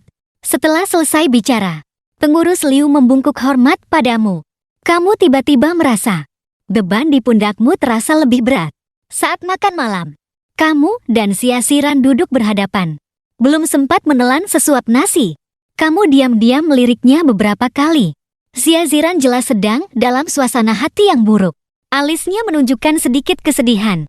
Tapi dia berusaha keras berpura-pura baik-baik saja. Dan dengan menopang dagu bertanya padamu. Sudah lama berpisah. Apakah kamu merindukannya? Rindu. Setelah berkata, kamu balas bertanya. Lalu, apakah Ranran merindukanku? Rindu. Siasiran langsung meletakkan sumpitnya. Menopang dagu dan menatapmu dengan tenang. Kenapa kamu tidak makan lagi? Tidak sesuai selera. Aku sendiri yang tidak nafsu makan. Xia Ziran menggelengkan kepala dan tersenyum. Makanan di luar tidak seenak masakan rumah. Kan tanda tanya. Oh ya, kamu sudah dengar tentang bencana banjir Zicheng? Aku senaknya menyumbang 500. Nol atas namamu. Kamu tidak akan marah padaku. Kan tanda tanya. Hal kecil seperti ini tidak perlu kau katakan padaku. Sejak kamu melangkah keluar dari villa sampai kembali, setiap perkataan dan perbuatanmu berada dalam pengawasannya. Xia Ziran terhadap penampilanmu di depan orang lain. Merasa sangat puas.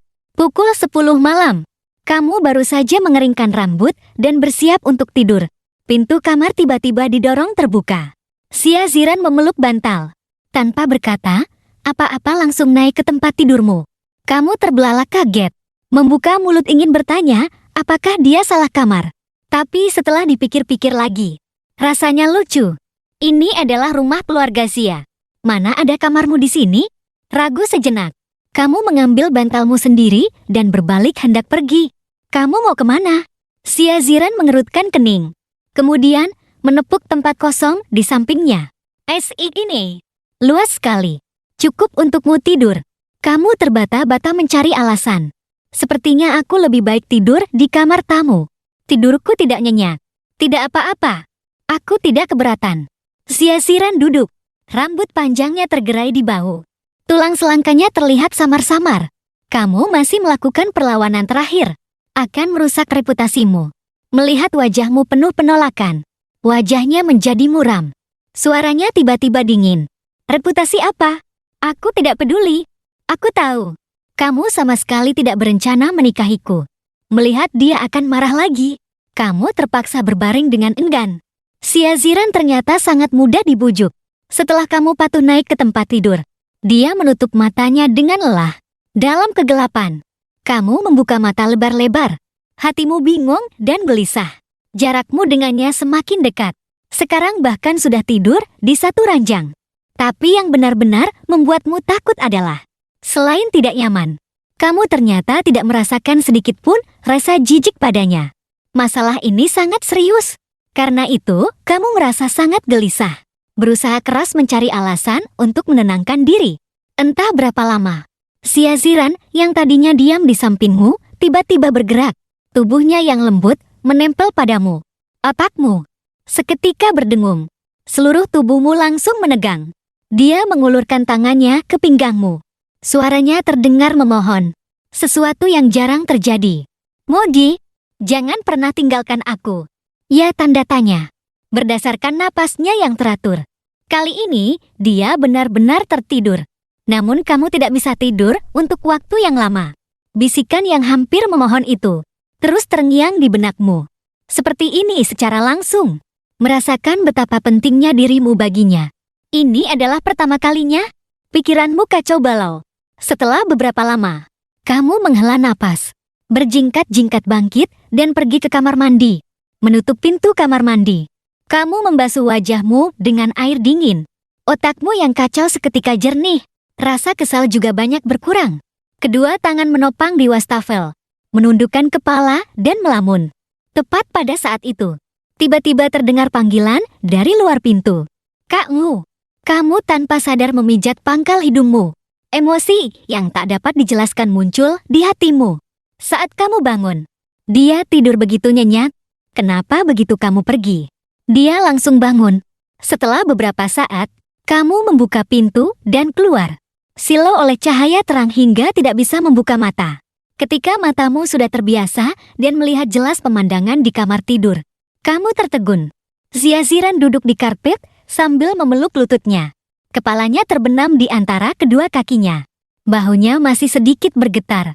Untuk sesaat kamu agak bingung harus berbuat apa.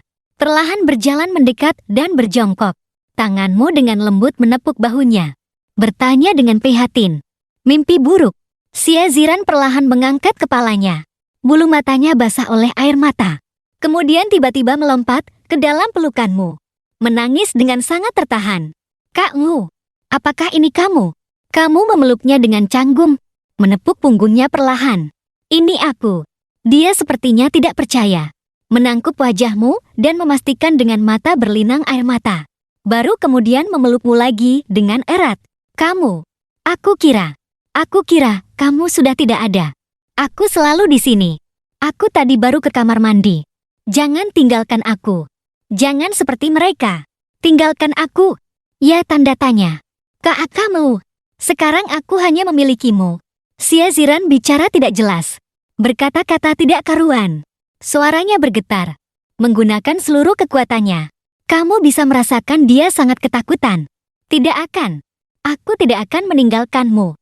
Jangan khawatir. Janji itu sedikit berhasil. Emosinya perlahan menjadi tenang. Suara isakannya menghilang. Tapi dia masih memelukmu erat dan tidak mau melepaskannya. Kamu bertanya dengan hati-hati. Ran, kita tidur di tempat tidur. Ya, tanda tanya.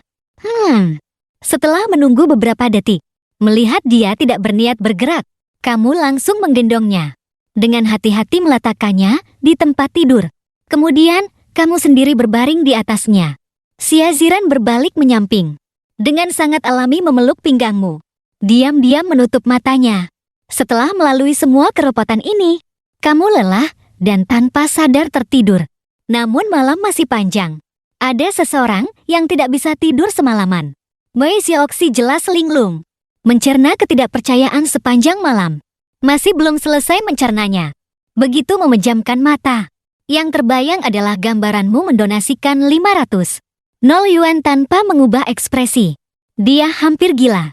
Sangat ingin tahu. Apakah kamu benar-benar generasi kedua kaya raya yang tersembunyi? Atau benar-benar dipelihara oleh wanita kaya?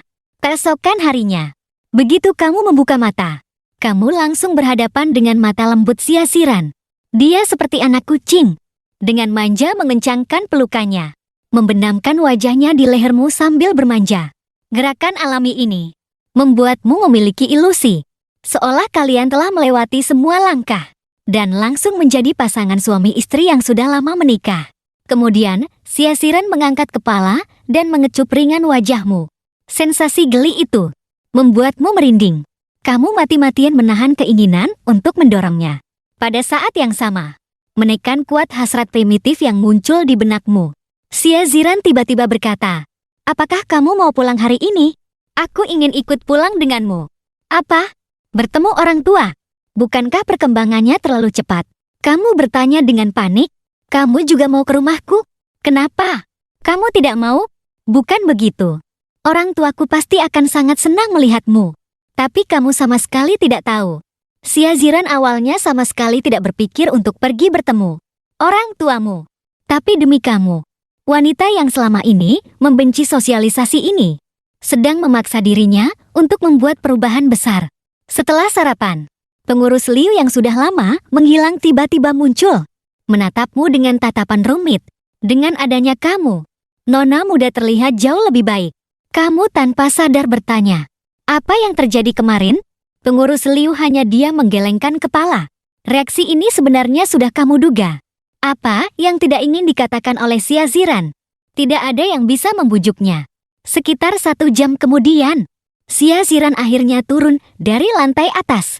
Di dahinya tersemat jepit rambut berlian yang kamu beli kemarin. Di bahunya tergantung tas kecil putih yang kamu beli. Dia berjalan ke hadapanmu, berjinjit dan mengecup pipimu. "Aku sangat suka hadiah darimu." Kamu seketika merasa malu. Ini semua dibeli dengan uangnya. Namun, takdir berkata lain. Sia-Ziran akhirnya tidak jadi pergi ke rumahmu. Lagi-lagi panggilan telepon misterius itu. Matanya seketika menjadi dingin. Hanya berkata maaf padamu. Lalu buru-buru berganti pakaian formal dan pergi dengan tegas. Pada saat yang sama, di rumahmu datang seorang tamu tak diundang. Mata Bai Xiaoxi berputar. Setelah mengobrol santai beberapa kalimat, dia dengan sopan bangkit untuk pamit. Begitu melangkah keluar dari pintu rumah. Senyum manis di wajahnya lenyap tak berbekas. Sekarang dia yakin, Muge sama sekali bukan generasi kedua kaya raya. Hanya ada satu kebenaran, yaitu dipelihara oleh seorang wanita kaya. Kamu menunggu di pinggir jalan kurang dari 1 menit. Berhasil memberhentikan sebuah taksi. Kamu membuka pintu mobil dan masuk. Tanpa sadar melirik ke kursi pengemudi. Sopir itu kebetulan menoleh dan bertatapan denganmu. Tersenyum ramah. Kebetulan sekali. Anak muda. Kamu tersenyum sinis. Menjawab dengan makna ganda. Kebetulan. Memang sangat kebetulan. Dibandingkan dengan kehidupan sebelumnya. Ziaziran di permukaan memberimu kebebasan. Sebenarnya dia masih tidak mempercayaimu. Kemanapun kamu pergi. Ada orang yang mengikutimu secara terang-terangan maupun diam-diam. Namun, mentalmu sudah lebih tenang. Kamu tidak terlalu mempermasalahkannya. Ponsel tiba-tiba berdering. Kamu mengangkatnya. Tapi begitu orang itu bicara, alismu langsung berkerut. Samar-samar menebak maksud dari panggilan ini. Tidak memberinya kesempatan bicara. Langsung kamu tutup. Kemudian, sebuah pesan singkat muncul. Dari nomor yang baru saja kamu putuskan panggilannya. Setelah melihat isi pesan itu, kamu tidak bisa menahan tawa dingin. Wanita ini berani mengancammu. Kamu langsung membalas pesan. Oh, aku tahu. Apakah kamu sudah berubah pikiran? Hari ini mau minum minuman gratis. Di sana. Boy Xiaoxi marah dan melempar ponselnya lagi. Setelah melemparnya, dia berteriak dan mengambilnya kembali. Melihat layar yang retak berkeping-keping, hatinya terasa sakit. Tiba-tiba teringat dirimu. Semalam tanpa berkedip mendonasikan 500 yuan. Hatinya langsung masam. Uang sebanyak itu bisa membeli berapa banyak ponsel Apple? Kamu. Kesempatan sudah kuberikan padamu. Kamu sendiri yang tidak mau. Kalau begitu jangan salahkan aku. Di sini, kamu baru saja turun dari mobil di depan gerbang komplek. Langsung dihadang oleh Boy Xiaoxi. Kamu sendirian. Pacarmu mana? Aku kemarin dengar dari Yang Dali. Pacarmu sangat mengawasimu. Apa dia takut kamu kabur? Kamu berkata dengan nada dingin. Apa urusannya denganmu? Katakan saja. Ada urusan apa? Nada bicara Boy Xiaoxi menjadi sendu. Moji. Dulu, kamu tidak seperti ini. Apa kamu lupa? Malam setelah ujian kelulusan, kamu bahkan menelepon khusus untuk mengatakan. Kamu langsung memotongnya. Aku memang pernah bilang suka padamu. Tapi itu dulu. Sekarang beda. Maaf. Sekarang aku tidak menyukaimu lagi. Tolong minggir. Aku mau pulang. Melihatmu bicara begitu blak-blakan. Boy Xiaoxi juga malas berpura-pura lagi. Dengan wajah penuh penghinaan. Bukankah hanya karena mengandalkan wanita kaya? Apa yang kamu sombongkan? Dia menyilangkan tangan di belakang punggung, membusungkan dada dan berjalan santai mengelilingimu. Oh, benar juga. Aku baru saja dari rumahmu. Mengobrol sebentar dengan ibumu. Aku bisa lihat ibumu punya harapan besar padamu. Menurutmu, jika dia tahu, putra kebanggaannya dipelihara oleh wanita tua, bagaimana perasaannya? Benar saja. Seperti yang kamu duga, Boy Xiaoxi benar-benar menggunakan masalah ini untuk mengancammu.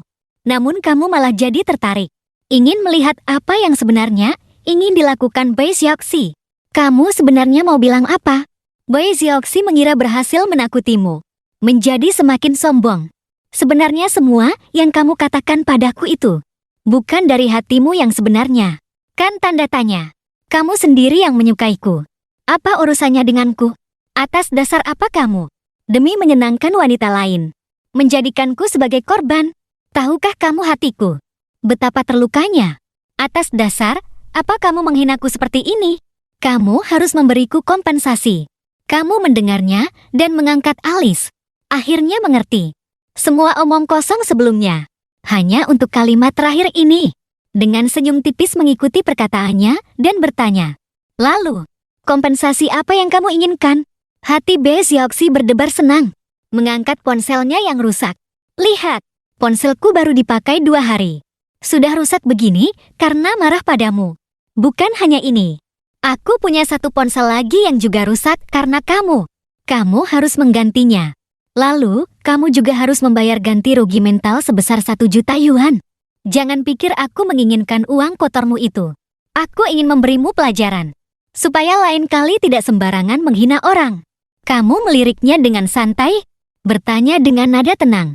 Ada lagi. Boy Xiaoxi melihat wajahmu yang tenang. Sepertinya menerima semua permintaannya. Berpikir sejenak. Menambahkan kalimat lagi.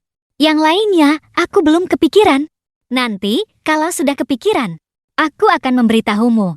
Kamu tertawa. Ternyata aku meremehkan keserakahan wanita ini. Kalau aku menolak, kalau begitu aku akan memberitahu ibumu tentang urusanmu.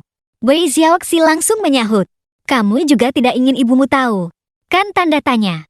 Jangan lupa, kamu adalah kebanggaannya. Ku dengar kesehatan ibumu tidak begitu baik. Kalau dia tahu, apakah dia akan mati karena marah padamu? Mendengar perkataan ini, sudut bibirmu seketika mengatup rapat menjadi garis lurus yang tegang. Tapi Wei Xiaoxi tidak menyadari arti di matamu. Masih terus berkata, Moji, kita teman sekelas. Aku juga tidak ingin seperti ini. Tapi ini semua karena kamu yang memaksaku. Kamu tertawa dingin. Aku memaksamu apa? Di satu sisi bilang masih kecil, tidak mau pacaran. Di sisi lain, datang mencariku untuk jalan-jalan. Jangan anggap orang bodoh. Kamu mau punya banyak gebetan itu urusanmu. Tapi jangan libatkan aku. Sikapmu yang di depan lain, di belakang lain ini. Benar-benar membuatku jijik. Wei Xiaoxi seketika kehilangan muka. Moji, aku salah menilaimu. Kamu benar-benar tidak terbayangkan. Bagaimana perasaan orang tuamu jika mereka tahu? Bagaimana perasaan para guru yang menyukaimu jika mereka tahu? Jangan salahkan orang lain. Salahkan dirimu sendiri yang terlalu pamer semalam. Dia pasti sangat menyayangimu. Kan tanda tanya. 1 juta yuan bukanlah apa-apa bagimu. Cukup dengan bermanja-manja saja, sudah dapat. Aku hanya minta 1 juta. Bukan banyak. Kamu telah menyakitiku. Aku minta ganti rugi mental itu wajar. Kamu tiba-tiba tertawa sinis. Di depannya, dengan santai mengeluarkan ponsel dan menelpon. Halo, Pak Polisi. Ada seorang wanita memerah saya sebesar 1 juta yuan.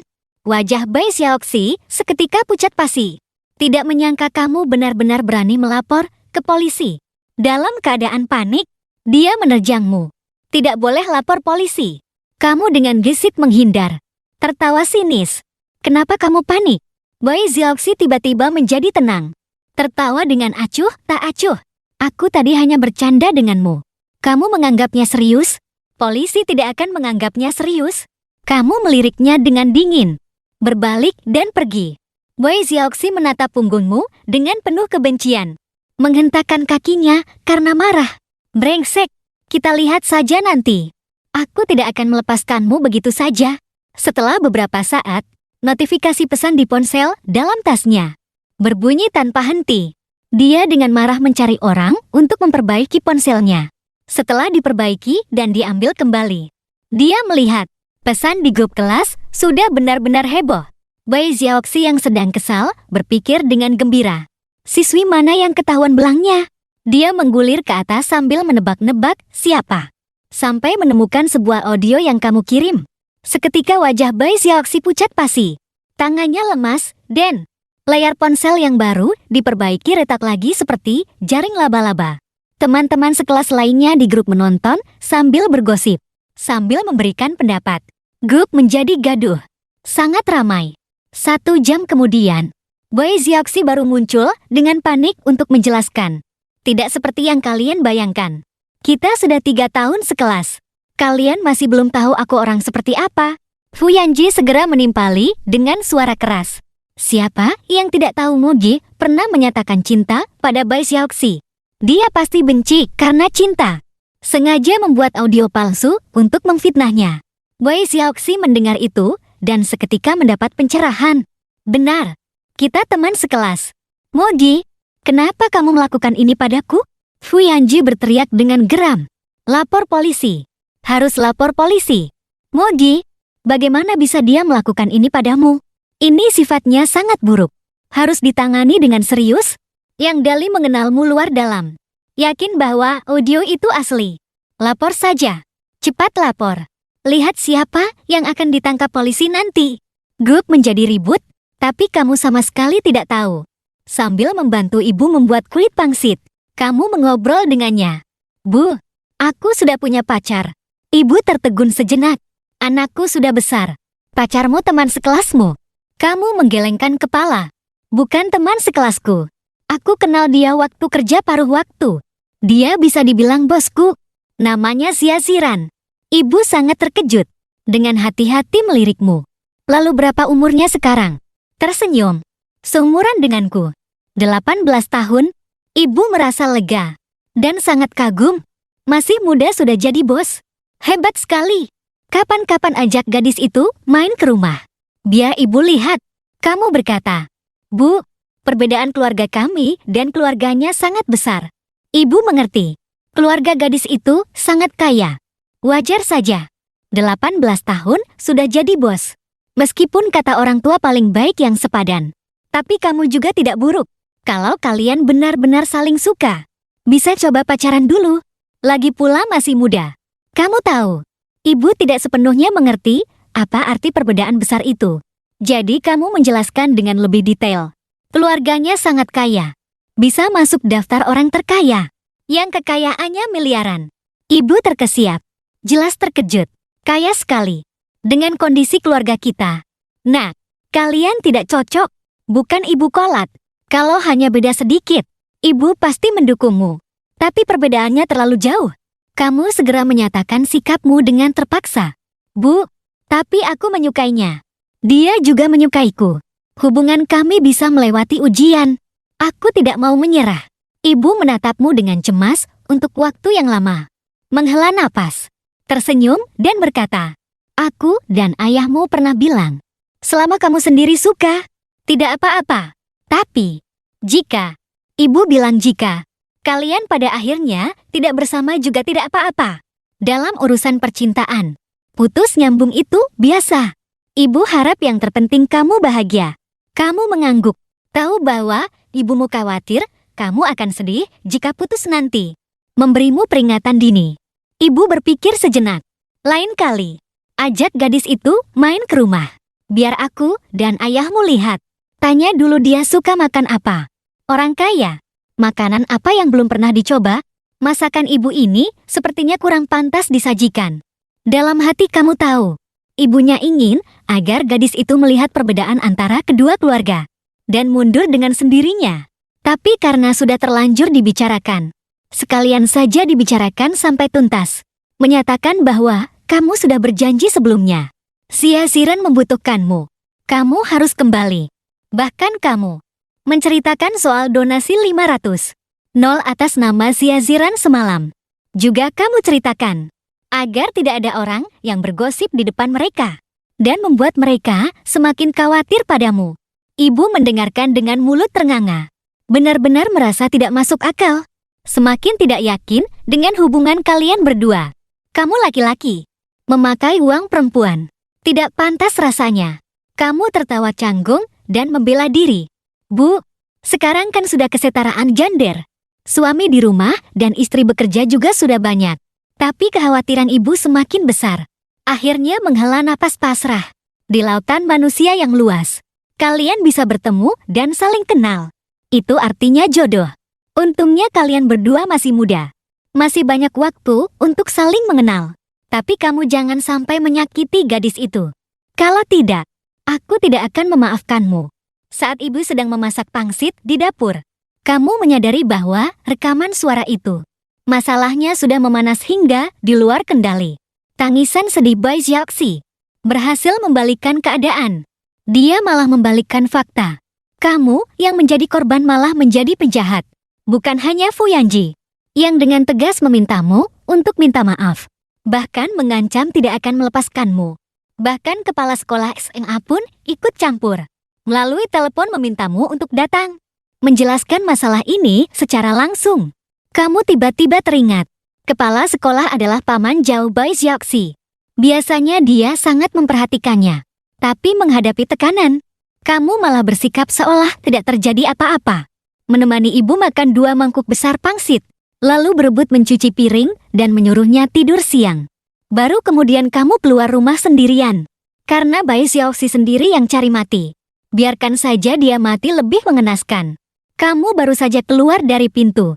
Taksi yang sudah tidak asing itu perlahan-lahan berhenti di depanmu. Sopir paman itu menurunkan kaca jendela dan tersenyum padamu. Kamu mendahulunya mengucapkan kalimatnya. Kebetulan sekali. Sopir paman ini khusus melayanimu. Mau seberapa kebetulan pun bisa terjadi. Sia-Ziran benar-benar berusaha keras untukmu. Setelah mobil berhenti di depan gerbang SMA 1, sopir menoleh ke arahmu. Bahkan sudah malas berpura-pura. Langsung bertanya, apa aku perlu menemanimu naik? Kamu menggelengkan kepala. Tidak perlu. Terima kasih. Tapi sopir itu tetap turun dari mobil. Kamu seketika terdiam. Lalu kenapa bertanya padaku? Bei Xiaoxi, kamu masih punya kesempatan sekarang. Sebaiknya kamu jelaskan dengan baik. Nanti, kalau kamu datang, kamu sendiri yang akan malu. Yang Dali, diam kamu. Jangan pikir kami tidak tahu. Kamu itu sekongkol dengan kamu. Audio palsu ini mungkin juga ada andilmu. Yang Dali, apa audio palsu itu juga ada hubungannya denganmu?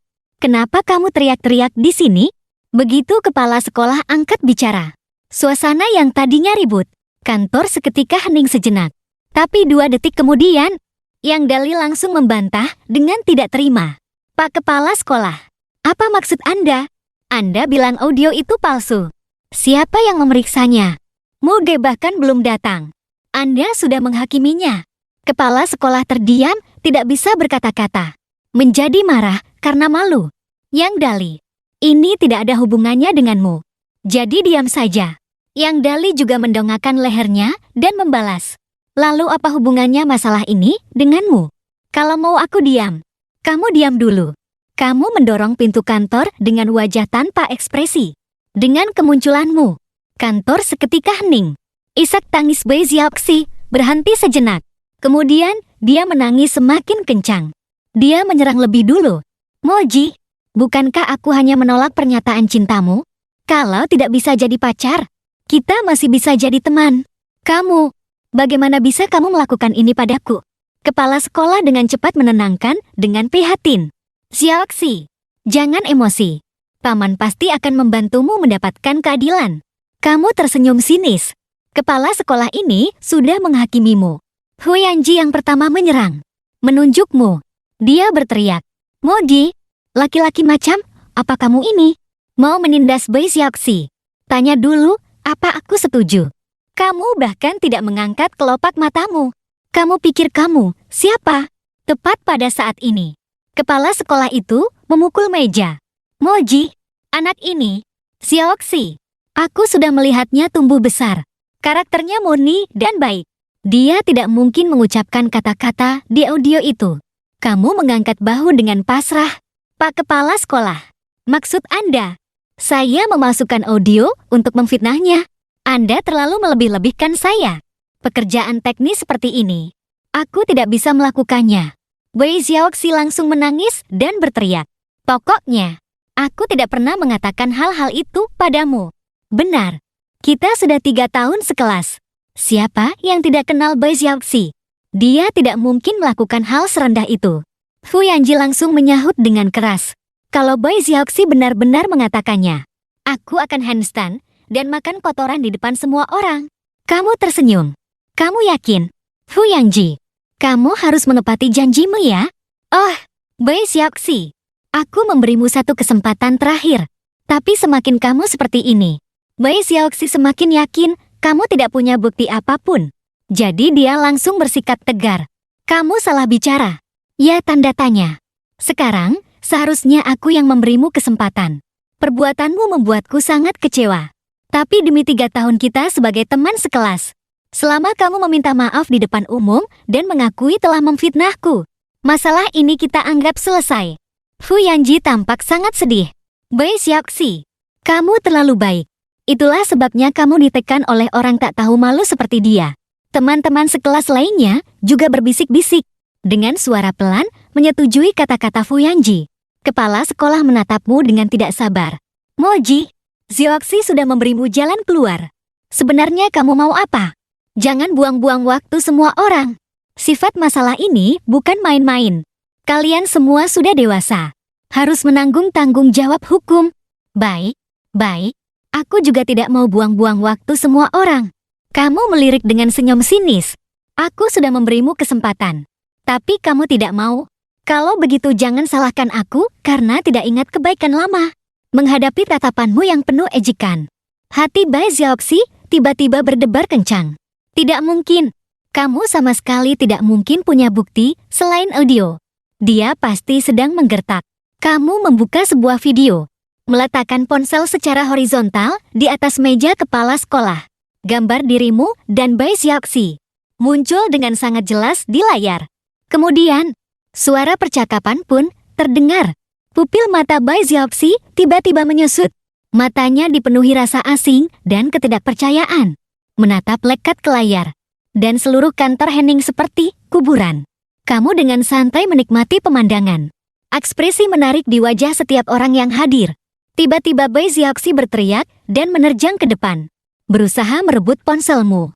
Palsu, palsu, ini juga palsu. Kamu mengambil kembali ponselmu.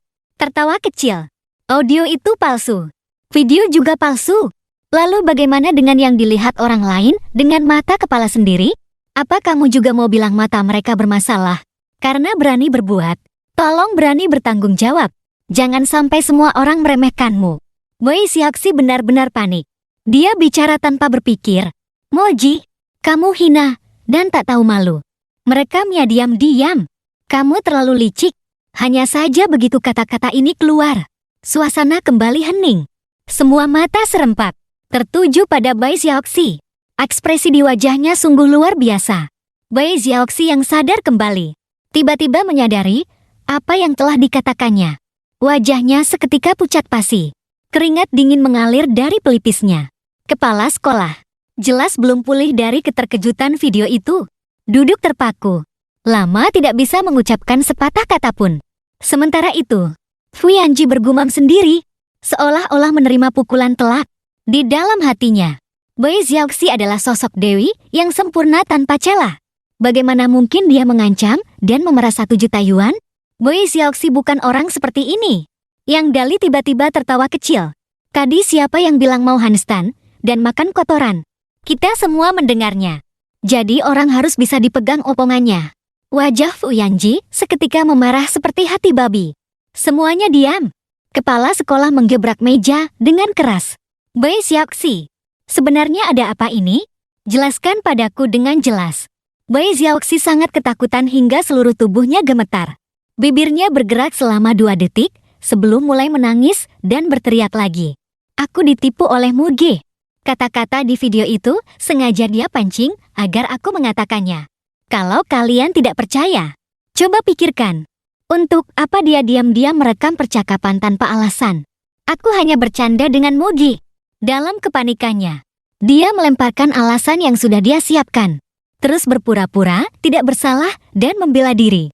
Kalian yang bersikeras menganggapnya serius. Itulah yang membuat masalah ini menjadi besar. Setelah dia selesai bicara, Fu Yanji yang tadinya paling depan menjadi terdiam. Dengan penuh semangat, kepala sekolah yang ingin membelanya juga tertegun. Para penonton yang hadir juga terdiam. Kamu tertawa kecil. Apakah kamu bercanda atau tidak? Itu bukan urusanmu untuk memutuskan. Saat ini, pintu didorong terbuka dan sebuah suara langsung terdengar. Siapa Bai Xiaoxi? Seseorang melapor bahwa Anda diduga melakukan pemerasan dalam jumlah besar. Silakan ikut kami untuk menjalani pemeriksaan. Kaki Bai Xiaoxi seketika lemas. Dia terduduk lemas di kursi. Tubuhnya bergetar hebat. Semua orang di kantor saling berpandangan. Tidak ada yang menyangka kamu benar-benar melapor ke polisi. Menghadap Ki, sopir paman di belakang polisi. Kamu mengangguk berterima kasih. Dan wajah kepala sekolah seketika menjadi pucat pasi. Tapi bagaimanapun juga Bai Xiaoxi adalah keponakannya. Dia tetap harus melindunginya. Memaksakan senyum. Dia mencoba menengahi. Pak polisi, ini adalah kesalahpahaman. Mogi, cepat jelaskan. Bukan masalah besar. Aku akan menyuruhnya meminta maaf padamu. Demi aku, anggap saja masalah ini selesai. Ya, tanda tanya. Kamu dengan singkat mengucapkan 2 kata. Tidak bisa. Wajah kepala sekolah menjadi muram karena tersedak kata-katamu. Mengeluarkan sikapnya yang suka menceramahi. Moji, jadi orang jangan keterlaluan, supaya di kemudian hari bisa bertemu dengan baik. 3 tahun sekelas. Kenapa harus begitu menekan? Cukup sudah. Kamu tertawa karena sangat marah. Cukup sudah. Kalau semua hal bisa diselesaikan dengan cukup sudah. Lalu untuk apa ada polisi? Pak Kepala Sekolah, tidakkah Anda merasa terlalu standar ganda? Waktu Anda salah menuduh saya. Kalian tidak bilang cukup sudah. Lagi pula, aku sudah memberinya kesempatan. Dia sendiri yang tidak menghargainya. Ini salah siapa? Saat ini, Wei Xiaoxi akhirnya tidak tahan lagi. Dia menangis meraung-raung. Ketakutan dan kebencian membuat wajahnya menjadi jelek. Sambil menangis, dia dengan marah menyalahkan Fu Yanji dan yang lainnya. Ini semua salah kalian. Aku hanya bercanda dengan Mugi. Kalian yang bersikeras bilang audio itu palsu dan membuat masalah ini jadi besar. Kalian harus bertanggung jawab. Seketika, semua penjilat itu tertegun. Wajah mereka penuh ketidakpercayaan. Sebelumnya, mereka dengan teguh berada di pihaknya. Bukan hanya tidak mendapatkan terima kasih darinya, malah mendapat masalah. Sementara itu, Fu Yanji dengan wajah memerah. Butuh waktu lama untuk mengeluarkan sepatah kata. Wei Xiaoxi, aku salah menilaimu. Kamu benar-benar tidak tahu malu. Dan kata-kata tak tahu malu yang ingin melempar tanggung jawab itu membuat hati kepala sekolah menjadi dingin. Dia juga dengan wajah muram. Sama sekali tidak peduli lagi. Melihat semua orang tidak lagi membantunya, Wei Xiaoxi menjadi sedikit panik. Moji, aku benar-benar hanya bercanda denganmu. Kamu tidak boleh begini padaku. Kalau aku sampai punya catatan kriminal, hidupku akan hancur. Jangan lakukan ini padaku. Bagaimana kalau aku tarik kembali kata-kataku sebelumnya? Aku menerima pernyataan cintamu. Jadi pacarmu. Ya, tanda tanya. Melihat wajah jeleknya yang penuh ingus dan air mata, kamu merasa sangat jijik sampai hampir memuntahkan makan malammu. Baru saja mau bicara, sopir paman di belakangmu dengan sinis mendahului. Pria tampan ini sudah punya pacar. Jauh lebih baik darimu 10 kali lipat. Cepat kenyah sana. Dan yang Dali dengan segar menambahkan. Benar, temanku sudah punya pacar. Kalaupun tidak punya, dia tidak akan mencari orang sepertimu. Sudut bibirmu berkedut. Baiklah, kata-kata yang ingin kamu ucapkan. Semuanya sudah diucapkan oleh dua juru bicara ini. Jadi kamu senang tidak perlu repot. Akhirnya, Wei Xiaoxi tetap dibawa pergi. Saat pergi, dia memegang erat kusen pintu sambil mengamuk. Kalian tidak bisa hanya menangkapku. Dia juga harus ditangkap. Dia tidak tahu malu. Dia dipelihara oleh wanita tua berumur 50-60 tahun. Cepat tangkap dia. Kedua polisi itu saling berpandangan. Dipelihara orang, meskipun secara moral tidak bisa dibenarkan. Tapi itu tidak melanggar hukum. Teriakan Wei Xiaoxi ini, meskipun tidak bisa berbuat apa-apa padamu, tapi benar-benar menjijikan. Kamu sudah banyak belajar. Bukannya menjadi pilar negara, malah menjadi pelakor pria dan merusak keluarga orang lain. Apa kamu pantas di hadapan guru dan orang tuamu? Kamu tertawa sinis. Kamu membalas dengan sinis. Kamu belajar sama banyaknya denganku. Apakah itu menghalangimu menjadi penipu? Lagi pula, mata mana yang kamu pakai untuk melihatku jadi pelakor pria? Sekarang, kamu bukan hanya memeras, tapi juga dicurigai menyebar fitnah. Semua yang hadir di sini adalah saksiku. Karena sudah terlanjur basah. Wei Xiaoxi benar-benar pasrah dan nekat. Berani kamu bilang kamu tidak dipelihara oleh wanita kaya? Dalam hubungan normal, siapa yang akan memberimu uang jajan jutaan? Tapi tepat pada saat itu, sebuah suara yang dingin dan jernih terdengar lirih. Uangku adalah uang suamiku. Dia mau menghabiskannya bagaimanapun. Terserah dia. Apa urusanmu?